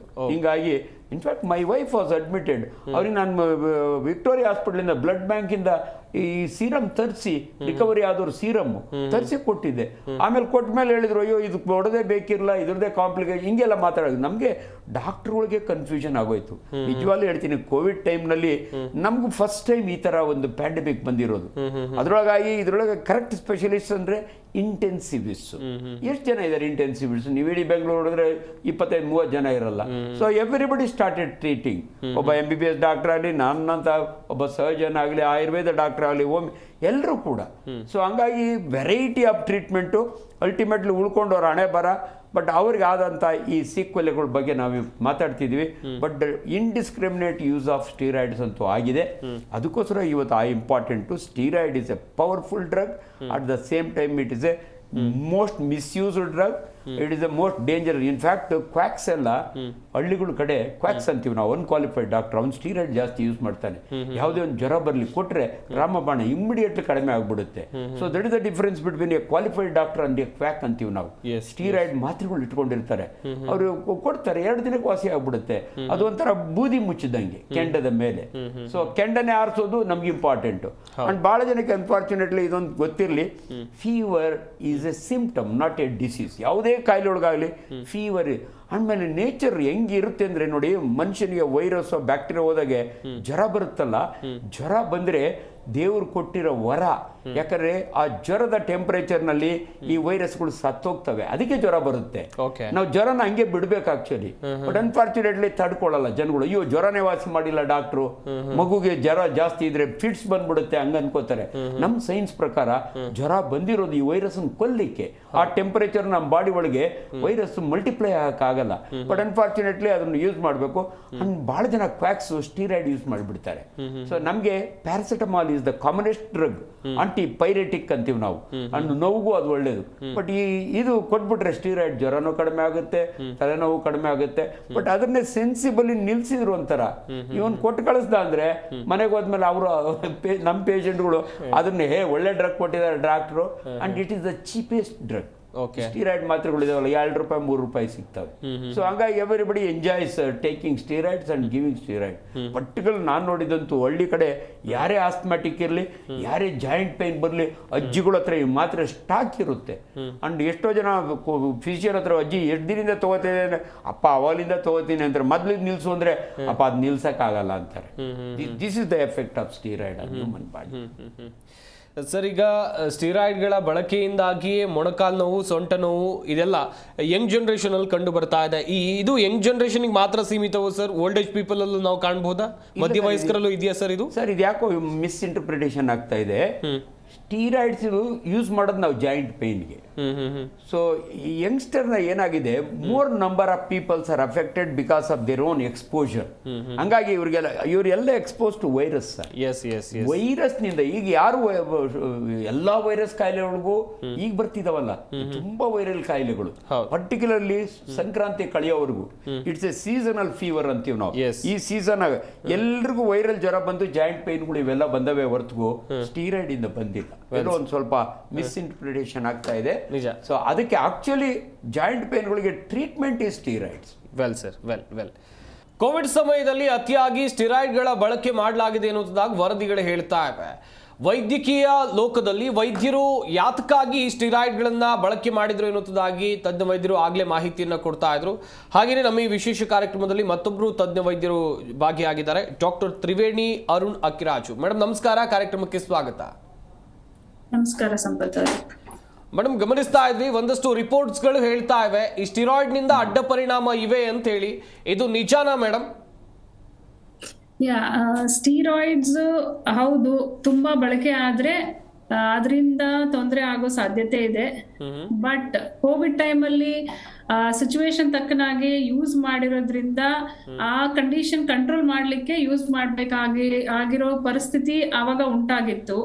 ಸೊ ರೆಗ್ಯುಲರ್ ಆಗಿ ಯೂಸ್ ಮಾಡಿದ್ರೆ ಅದರಿಂದ ತೊಂದರೆ ಆಗೋ ಸಾಧ್ಯತೆ ಇರುತ್ತೆ. ಲೈಕ್ ವಾಟ್ ವಿ ಕಾಲ್ ಅದರಿಂದ ಜೆಸ್ಟೇಷನಲ್ ಡಯಾಬಿಟಿಸ್ ಅಂತ ಇರ್ಬೋದು, ಸ್ವಲ್ಪ ಹೈ ಬ್ಲಡ್ ಪ್ರೆಷರ್ ಆಗುವಂತ ಸಾಧ್ಯತೆ ಇರ್ಬೋದು ಪ್ರೆಗ್ನೆನ್ಸಿಲಿ. ಅಂಡ್ ಡಿಪೆಂಡ್ಸ್ ನಾವ್ ಯಾವಾಗ ಸ್ಟೀರಾಯ್ಡ್ಸ್ ಯೂಸ್ ಮಾಡ್ತೀವಿ, ಎಷ್ಟು ಲಾಂಗ್ ಟರ್ಮ್ ಯೂಸ್ ಮಾಡ್ತೀವಿ ಅನ್ನೋದ್ರ ಮೇಲೆ ಅದು ಎಫೆಕ್ಟ್ ಆಗೋ ಸಾಧ್ಯತೆ ಇರುತ್ತೆ. ಲೈಕ್ ಫಸ್ಟ್ ಟ್ರೈಮಿಸ್ಟರ್ ಅಲ್ಲ, ಸೆಕೆಂಡ್ ಥರ್ಡ್ ಟ್ರೈಮಿಸ್ಟರ್ ಅಲ್ಲ ಅನ್ನೋದು ಸಿಚುವೇಶನ್ ಮೇಲೆ ಇಂದ ಪ್ರೆಗ್ನೆನ್ಸಿ ಮೇಲೆ ಎಫೆಕ್ಟ್ ಆಗೋ ಸಾಧ್ಯತೆ ಇರುತ್ತೆ. ಮೇಡಮ್, ಇದರ ಹೊರತಾಗಿ ಇತ್ತೀಚಿನ ದಿನಗಳಲ್ಲಿ ಒಂದಷ್ಟು ಯುವಕರಲ್ಲೂ ಕೂಡ ಈ ಜಾಯಿಂಟ್ ಪೇನ್ಗಳು ಅಥವಾ ಬೇರೆ ಬೇರೆ ರೀತಿಯಾದಂಥ ಸಮಸ್ಯೆಗಳು ಕಂಡು ಬರ್ತಾ ಇದೆ. ಕೋವಿಡ್ ಸಂದರ್ಭದಲ್ಲಿ ಇವರಿಗೆ ಕೊಟ್ಟಂತ ಸ್ಟಿರಾಯ್ಡ್ಗಳದ್ದೇ ಈಗ ಸೈಡ್ ಎಫೆಕ್ಟ್ ಆಗ್ತಾ ಇರೋದೇ ಹೇಗೆ ಮೇಡಮ್ ಇದು? ಅದೇ ಅಂತ ಹೇಳಲಿಕ್ಕೆ ಕಷ್ಟ. ಯಾಕಂದ್ರೆ ಟ್ರಯಲ್ಸ್ ಅಷ್ಟೊಂದು ಟ್ರಯಲ್ಸ್ ಅಲ್ಲಿ ನಮ್ಗಿನ್ನೂ ಫುಲ್ ಫ್ಲೆಜ್ ಆಗಿ ರಿಪೋರ್ಟ್ಸ್ ಏನು ಬಂದಿರೋದಿಲ್ಲ. ಬಟ್ ಕಾಮನ್ ಆಗಿ ನೋಡ್ಬೇಕು ಅಂತ ಅಂದ್ರೆ ಸ್ವಲ್ಪ symptoms some of them have faced, like immune status ಇರ್ಬೋದು, ಬೇರೆ ಸ್ಕಿನ್ ರಿಲೇಟೆಡ್ ಇಶ್ಯೂಸ್ ಇರ್ಬೋದು. ಕೆಲವು ಟ್ರಯಲ್ಸ್ ಅಲ್ಲಿ ಸ್ವಲ್ಪ ಎವಿಡೆನ್ಸಸ್ ಹೇಳಿದೆ ಕೋವಿಡ್ ವ್ಯಾಕ್ಸಿನ್ ಆದ್ಮೇಲೆ ಈ ತರ ಎಫೆಕ್ಟ್ ಇರೋ ಕಂಡು ಬಂದಿದೆ ಅಂತ ಸ್ವಲ್ಪ ಟ್ರಯಲ್ಸ್ ಅಲ್ಲಿ ತೋರಿಸಿದೆ. ವೆಲ್ ಮೇಡಮ್, ಮುಂದಿನ ಹಂತದಲ್ಲಿ ನಿಮ್ಮಿಂದ ಮಾಹಿತಿಯನ್ನ ಪಡ್ಕೊಳ್ತಾ ಹೋಗ್ತೀನಿ. ಅಂಜನಪ್ಪ ಸರ್, ಮೇಡಮ್ ಕೂಡ ಹೇಳ್ತಾ ಇದ್ರು ಒಂದಷ್ಟು ಅಡ್ಡ ಪರಿಣಾಮಗಳ ಬಗ್ಗೆ ಮೇಡಮ್ ಹೇಳ್ತಾ ಇದ್ರು. ಇದೇ ವಿಚಾರದ ಕುರಿತು ಕಂಟಿನ್ಯೂ ಮಾಡ್ತಾ ಹೋಗೋದಾದ್ರೆ ಸರ್, ಈ ಅಡ್ಡ ಪರಿಣಾಮಗಳ ವಿಚಾರವಾಗಿ ಹೇಳ್ತಾ ಹೋಗೋದಾದ್ರೆ ಸರ್? ಭಾಳ ಕರೆಕ್ಟಾಗಿ ಅವರು ಪ್ರೆಗ್ನೆನ್ಸಿ ಒಳಗೆ ಹೆಂಗಾಗುತ್ತೆ ಅಂದರು. ಬಟ್ ನೋಡಿ, long term use of steroids ಇವಾಗ ಈವನ್ ನಾವು ಕೋವಿಡ್ ಟೈಮ್ನಾಗ ಯೂಸ್ ಮಾಡಿದ್ರು ಕೂಡ ಫ್ಯೂ ಡೇಸ್ ಅಷ್ಟೇನೆ. ಅದು ಏನು ಇನ್ಫ್ಲಮೇಷನ್ ಆಫ್ ದಿ ಲಂಗ್ಸ್ನ ತಪ್ಪಿಸ್ಲಿಕ್ಕೆ ಆಂಟಿ ಇನ್ಫ್ಲಮೇಟರಿ ಡ್ರಗ್ ಆಗಿ ಯೂಸ್ ಮಾಡಿದೆ. ಇಷ್ಟು ದಿನ ಆದಮೇಲೆ ಈಗ ಬರ್ತಿರೋ ಕಾಲು ನೋವು ಇದಕ್ಕೂ definitely there is no relation. No doubt steroid ಪದೇ ನಾವು ಹೇಳ್ತೀವಿ ಎಂಥ ವಂಡರ್ಫುಲ್ ಡ್ರಗ್ ಅಂದರೆ ರಾಮಬಾಣ ಇದ್ದಂಗೆ. At the same time it has got its own side effect. ಅದಕ್ಕೆ ಜನಸಾಮಾನ್ಯರಿಗೆ ದಯವಿಟ್ಟು ವೈದ್ಯರ ಸಲಹೆ ಇಲ್ದಿರ ಸ್ಟೀರಾಯ್ಡ್ಸ್ ತಗೋಬೇಡಿ ಅಂತ ನಾವು ಕೊಡ್ಬೇಕಾದ್ರೆ. ನಮ್ಮ ಅಲೋಪತಿ ಒಳಗೆ ಯಾವಾಗಲೂ ಕೂಡ ಜನ ಹಿಂಗೆ ಮಾತಾರೆ, ಅಲೋಪತಿ ಡ್ರಗ್ಸ್ಗೆ ಭಾಳ ಸೈಡ್ ಎಫೆಕ್ಟು. ಬಟ್ ಪ್ರತಿಯೊಬ್ಬ ಡಾಕ್ಟ್ರಿಗೂ ಆ ಯಾವ ಡ್ರಗ್ಗು, ಡೈಕ್ಲೋಫೆನಾಕ್ ತುಂಬ ತೊಗೊಂಡ್ರೆ ಹೆಂಗೆ ಕಿಡ್ನಿ ಮೇಲೆ ಡ್ಯಾಮೇಜು, ಪ್ಯಾರಾಸಿಟಮಾಲ್ ತುಂಬ ತೊಗೊಂಡ್ರೆ ಹೆಂಗೆ ಲಿವರ್ ಮೇಲೆ ಡ್ಯಾಮೇಜು, ಹಂಗೆ ಸ್ಟೀರಾಯ್ಡ್ಸ್ ಬಗ್ಗೆ ನಮಗೆ ಇದಿರುತ್ತೆ. ಬಟ್ ಅನ್ಫಾರ್ಚುನೇಟ್ಲಿ ಅದನ್ನು ಯೂಸ್ ಮಾಡಿದ್ದನ್ನು ಯಾವಾಗ ನಿಲ್ಲಿಸ್ಬೇಕು ಅನ್ನೋದು ಡಾಕ್ಟ್ರಿಗೆ ಗೊತ್ತಿರುತ್ತೆ. ಬಟ್ ಜನಗಳು ಅದನ್ನೇ ತಾವೇ ಸೆಲ್ಫ್ ಪ್ರಿಸ್ಕ್ರಿಪ್ಷನ್ ಮಾಡ್ಕೊಂಡು ಹೋಗ್ತಾರೆ. ನೋ ಡೌಟ್ ಸ್ಟೀರಾಯ್ಡ್ಸ್ ಮಿಸ್ಯೂಸ್ ಮಾಡೋದು ಜಾಸ್ತಿ ಇದೆ, ಅದರಿಂದ ಸೈಡ್ ಎಫೆಕ್ಟ್ಸ್ ಇದ್ದೇ ಇದೆ. ಬಟ್ ನನಗೇನು ಅನ್ಸೋದು ಅಂದರೆ ಈಗ ಆಗ್ತಿರೋ ಈ ಯಂಗ್ಸ್ಟರ್ಸ್ನಲ್ಲಿ it is not the steroids, so it is most of the time it is the sequel ಆಗ್ತೀವಿ. ಇವಾಗ ಏನಾಗ್ಬಿಟ್ಟಿದೆ, ಒಂದು ವೈರಸ್ ಅಲ್ಲ, ಅದಕ್ಕೆ ಡೆಂಗ್ಯೂ ಫೀವರ್ ಅಲ್ಲ, ಡೆಂಗ್ಯೂ ಲೈಕ್ ಫೀವರ್ ಅಂತೀವಿ ನಾವು, ಚಿಕನ್ ಗುನಿಯಾ ಲೈಕ್ ಫೀವರ್. ಯಾಕಂದ್ರೆ ಇವು ಬಹಳ ಮ್ಯೂಟೇಟ್ ಆಗ್ತಿರ್ತವೆ. ಒಂದು ವೈರಸ್ ಪಿನ್ ಪಾಯಿಂಟ್ ಮಾಡಿ ಇದು ಇಷ್ಟು ದಿನ ಹೇಳಕ್ ಬರಲ್ಲ. ಸೊ ಯಾವುದೇ ವೈರಲ್ ಫೀವರ್ ಬರಲಿ, ಈ ಮೈ ಕೈ ಕತ್ತರಿಸ್ದಂಗೆ ಆಗುತ್ತೆ. It is my personal experience. 3 ದಿನ ಫೀವರ್ ಬಂದ ಆಮೇಲೆ ಎತ್ತೊಳಕ್ ಆಗ್ತಾ ಇಲ್ಲ. ಹಂಗಾಗಿ ಅಷ್ಟು there all inflammation of the joints, tendons and nerves ಅಂತೀವಿ ನಾವು. ಇನ್ಫ್ಯಾಕ್ಟ್ ಅದಕ್ಕೆ ಮತ್ತೆ ಇವಾಗ ಸ್ಟೀರಾಯ್ಡ್ಸ್ ಯೂಸ್ ಮಾಡ್ತೀವಿ. ನನಗೆ ಶಾರ್ಟ್ ಟರ್ಮ್ ಸ್ಟೀರಾಯ್ಡ್ ಕೊಟ್ಟರು rheumatologist, is the qualified doctor for this problem. ಒಂದು 10 ದಿನ ಟೇಪರಿಂಗ್, ಮೊದಲನೇ 3 ದಿನ 10 ಮಿಲಿಗ್ರಾಮ್, ಆಮೇಲೆ 5 ಮಿಲಿಗ್ರಾಮ್ 3 ದಿನ, ಈ ಥರ ಮಾಡಿ ಅದಾದ್ಮೇಲೆ ಇವಾಗ HCQ ಅಂತ there are lot of drugs ಈ ಥರ ಪ್ರಾಬ್ಲಮ್ನ ಪ್ರಿವೆಂಟ್ ಮಾಡಲಿಕ್ಕೆ ಅಥವಾ ಅದಕ್ಕೆ ಟ್ರೀಟ್ಮೆಂಟ್ ಮಾಡಲಿಕ್ಕೆ. ಭಾಳ ಜನ ನನಗೆ 3 ತಿಂಗಳು ತೊಗೊಳ್ಳಿ ಅಂತ ಹೇಳಿದ್ದಾರೆ HCQ ಟ್ಯಾಬ್ಲೆಟು. ಸೊ ಹಂಗಾಗಿ ಜನಗಳಿಗೆಲ್ಲ ಒಂದು ಕರೆಕ್ಟ್ ಅವೇರ್ನೆಸ್ ಬರಲಿ. ಬಟ್ ಸ್ಟೀರಾಯ್ಡ್ ಬಗ್ಗೆ ನಾವಿಬ್ಬರು ಹೇಳ್ದಂಗೆ definitely it should not be misuse. Well madam, sir ಕೂಡ ಹೇಳ್ತಾ ಇದ್ರು ಇದರ ಅಡ್ಡ ಪರಿಣಾಮಗಳೇನು ಅಂತೇಳಿ. ಕೆಲವೊಂದು ಸಂದರ್ಭದಲ್ಲಿ ಪೇಷಂಟ್ಗಳು ಮಾಡುವಂಥ ಎಡವಟ್ಟು, ಡಾಕ್ಟರ್ ಹೇಳಿರ್ತಾರೆ 3 ದಿವಸ ಮಾತ್ರ ತಗೊಳ್ಳಿ ಅಂತ ಹೇಳಿರ್ತಾರೆ, ಆದರೆ ಅವರು ಅದನ್ನ ಕಂಟಿನ್ಯೂ ಮಾಡ್ಕೊಳ್ತಾ ಹೋಗ್ತಾರೆ. ಇದರಿಂದ ಆಗುವಂಥ ಪ್ರಾಬ್ಲಮ್ಗಳು ಏನೇನು ಮೇಡಮ್? ಹೌದು, ಸರ್ ಹೇಳ್ದಂಗೆ ಲಾಂಗ್ ಟರ್ಮ್ ತುಂಬಾ ಮಿಸ್ಯೂಸ್ ಮಾಡ್ಕೊಂಡು ತುಂಬಾ ದಿನ ತಗೊಂಡ್ರೆ there is a pattern to take the steroid medications. Initially ಕೊಟ್ಟು ಆಮೇಲೆ ಡೋಸ್ ಸ್ಲೋ ಆಗಿ ಟೇಪರ್ ಮಾಡ್ತಾರೆ. ಸೊ ಹಾಗಾಗಿ it has to be taken in a proper way as advised by the doctors. ಹೇಗ್ ಸಿಕ್ಕರೆ ಹಾಗೆ ತಗೊಳಂಗಿಲ್ಲ. ಲಾಂಗ್ ಟರ್ಮ್ ಆಗಿ ಹಾಗೆ ತಗೊಂತಾನೆ ಇದ್ರೆ ಪ್ರಾಬ್ಲಮ್ ಆಗುತ್ತೆ. ಅಂಡ್ ಕೆಲವರು ಇರಾಟಿಕ್ ಆಗಿ ತಗೊಳ್ತಾರೆ, ಅಡ್ವೈಸ್ ಇಲ್ದೇನೆ they will take. And before ಅವ್ರ ಮುಂಚೆನೆ ಏನೋ ಒಂದು ಕಂಡೀಷನ್ಗೆ ತಗೊಳ್ತಾ ಇರ್ತಾರೆ, ಮತ್ತೆ ಸಡನ್ ಆಗಿ in between they start taking it. And steroids ಅಲ್ಲಿ ಬೇರೆ ಬೇರೆ ವಿಧಾನವಾಗಿ ಕೊಡ್ತೀವಿ ನಾವು, ಕಂಡೀಷನ್ ಮೇಲೆ ಡಿಪೆಂಡ್ ಆಗಿ, ಡಿಸೀಸ್ ಮೇಲೆ ಡಿಪೆಂಡ್ ಆಗಿ. ಕೆಲವು ಟ್ಯಾಬ್ಲೆಟ್ಸ್ ಆಗಿರ್ಬೋದು, ಇಲ್ಲ ಲೋಕಲ್ ಅಪ್ಲಿಕೇಶನ್ಸ್ ಲೈಕ್ ಕ್ರೀಮ್ಸ್ ಆಗಿರ್ಬೋದು, ಫೇಶಿಯಲ್ಗೆ. ಬೇಸಿಕಲಿ ಈಗ ಕಾಮನ್ ಆಗಿ what we come across is the creams, the women who keep using it which contains a low potent steroids. So ಅದು ತಗೊಳೋದ್ರಿಂದ ತುಂಬಾ ಮಿಸ್ಯೂಸ್ ಆಗುತ್ತೆ. ತುಂಬಾ ಸೈಡ್ ಎಫೆಕ್ಟ್ಸ್ಗೆ ದೇ ವಿಲ್ ಕಮ್ ಅಕ್ರಾಸ್. ಆ ಕಂಡೀಷನು ಸ್ಟೀರಾಯ್ಡ್ಸ್ ಹೇಗ್ ಸಿಕ್ಕರೆ ಹಾಗೆ ಕ್ರೀಮ್ಸ್ ಯೂಸ್ ಮಾಡೋದ್ರಿಂದ ಬೇರೆ ಬೇರೆ ಪ್ರಾಬ್ಲಮ್ಸ್ ಅವ್ರಿಗೆ ಸ್ಕಿನ್ ಡಿಸೀಸಸ್ ಅಲ್ಲಿ ಬಂದು ಅದರಿಂದ ಲಾಂಗ್ ಟರ್ಮ್ ಎಫೆಕ್ಟ್ ಆಗೋದು ಸಾಧ್ಯತೆನೂ ಇರುತ್ತೆ. ಸೊ ಆಸ್ ಅನ್ ಆಬ್ಸ್ಟೆಟಿಷಿಯನ್, ಸೊ ತುಂಬಾ ಇಂಪಾರ್ಟೆಂಟ್ ಸ್ಟೀರಾಯ್ಡ್ಸ್ ಕೇರ್ಫುಲ್ ಆಗಿ ಯೂಸ್ ಮಾಡ್ಕೋಬೇಕು when any women is planning a pregnancy. Because ಅದು ಸೇಫ್ ಅಲ್ಲ ಪ್ರೆಗ್ನೆನ್ಸಿಲಿ, ಸ್ಪೆಷಲಿ ಫಸ್ಟ್ 3 months ಎಲ್ಲಿ ಬೇಬಿ ಫಾರ್ಮೇಶನ್ ಆಗ್ತಾ ಇರುತ್ತೋ. ಸೊ ಆ ಟೈಮಲ್ಲಿ ಸ್ಟೀರಾಯ್ಡ್ಸ್ ಎಲ್ಲ ಯೂಸ್ ಮಾಡಬಾರ್ದು. ಪ್ರೆಗ್ನೆನ್ಸಿಗೆ ಮುಂಚೆ ಪ್ಲಾನ್ ಮಾಡ್ಬೇಕಾದ್ರೂ ಸ್ಟೀರಾಯ್ಡ್ಸ್ ಎಲ್ಲ ಯೂಸ್ ಮಾಡಬಾರ್ದು. ಅಂಡರ್ ಗೈಡೆನ್ಸ್, ಡಾಕ್ಟರ್ ಅಡ್ವೈಸ್ ಇಲ್ದೇನೆ ಸ್ಟೀರಾಯ್ಡ್ಸ್ ಯೂಸ್ ಮಾಡೋದು ಒಳ್ಳೇದಲ್ಲ. ಅವರು ಗೈಡೆನ್ಸ್ ಇಟ್ಕೊಂಡೇ ಮಾಡಿದ್ರೆ ಸೇಫ್. ಲಾಂಗ್ ಟರ್ಮ್ ಬಹಳ ದಿನ ತಗೋತಾರಲ್ಲ ಜನ, ಅವರವರೇ ಮಾತಾಡ್ತಾರೆ 2 ದಿನ ತಗೋಬೇಡ ಶುಗರ್ ಶುರುವಾಗುತ್ತೆ ಅಂತಾರೆ. ಹೈಪರ್ ಟೆನ್ಷನ್, ಪರ್ಟಿಕ್ಯುಲರ್ಲಿ ಈ ಸ್ಟೀರಾಯ್ಡ್ಸ್ ಲಾಂಗ್ ಟರ್ಮ್ ತಗೊಂಡ್ರೆ ನಮ್ಗೆ 2 ಇಂಪಾರ್ಟೆಂಟ್ ಗ್ಲ್ಯಾಂಡ್ಸ್ ಕೊಟ್ಟಿದ್ದಾನೆ ದೇವರು, ಅಡ್ರಿನಲ್ ಗ್ಲ್ಯಾಂಡ್ಸ್ ಅಂತ. ಅದು ಅಡ್ರಿನಲ್ ಗ್ಲ್ಯಾಂಡ್ ನ ಸಪ್ರೆಸ್ ಮಾಡುತ್ತೆ ಅಂಡ್ ದೇಹದಲ್ಲಿ ಇಮ್ಯುನಿಟಿ ಕಡಿಮೆ ಆಗುತ್ತೆ. ಬಹಳ ಲಾಂಗ್ ಟರ್ಮ್ ಸ್ಟೀರಾಯ್ಡ್ಸ್ ತಗೊಳ್ಳೋರಿಗೆ ಇಮ್ಯೂನ್ ಪವರ್ ಕಡಿಮೆ ಆಗೋಗುತ್ತೆ. ಅದು ಆದ್ರಿಂದ ದಯವಿಟ್ಟು ಇವನ್ನೆಲ್ಲವನ್ನು ಕೂಡ ಮೇಡಮ್ ಹೇಳ್ದಂಗೆ, ನಾನು ಹೇಳ್ದಂಗೆ ಡೆಫಿನೆಟ್ಲಿ ಇವೆಲ್ಲ ನೋನ್ ಸೈಡ್ ಎಫೆಕ್ಟ್ಸು, ಅದರಿಂದ ಬಿ ಕೇರ್ಫುಲ್ ಅಂತ ಹೇಳಿ. Well sir, well. ಹಾಗೆಯೇ ನಮ್ಮ ಈ ಕಾರ್ಯಕ್ರಮದಲ್ಲಿ ಮತ್ತೊಬ್ಬರು ತಜ್ಞ ವೈದ್ಯರಾಗಿರುವಂತಹ ಡಾಕ್ಟರ್ ಶರದ್ ಕುಲಕರ್ಣಿ ಅವರು ಕೂಡ ಜಾಯ್ನ್ ಆಗಿದ್ದಾರೆ. ಸರ್ ನಮಸ್ಕಾರ, ಕಾರ್ಯಕ್ರಮಕ್ಕೆ ಸ್ವಾಗತ.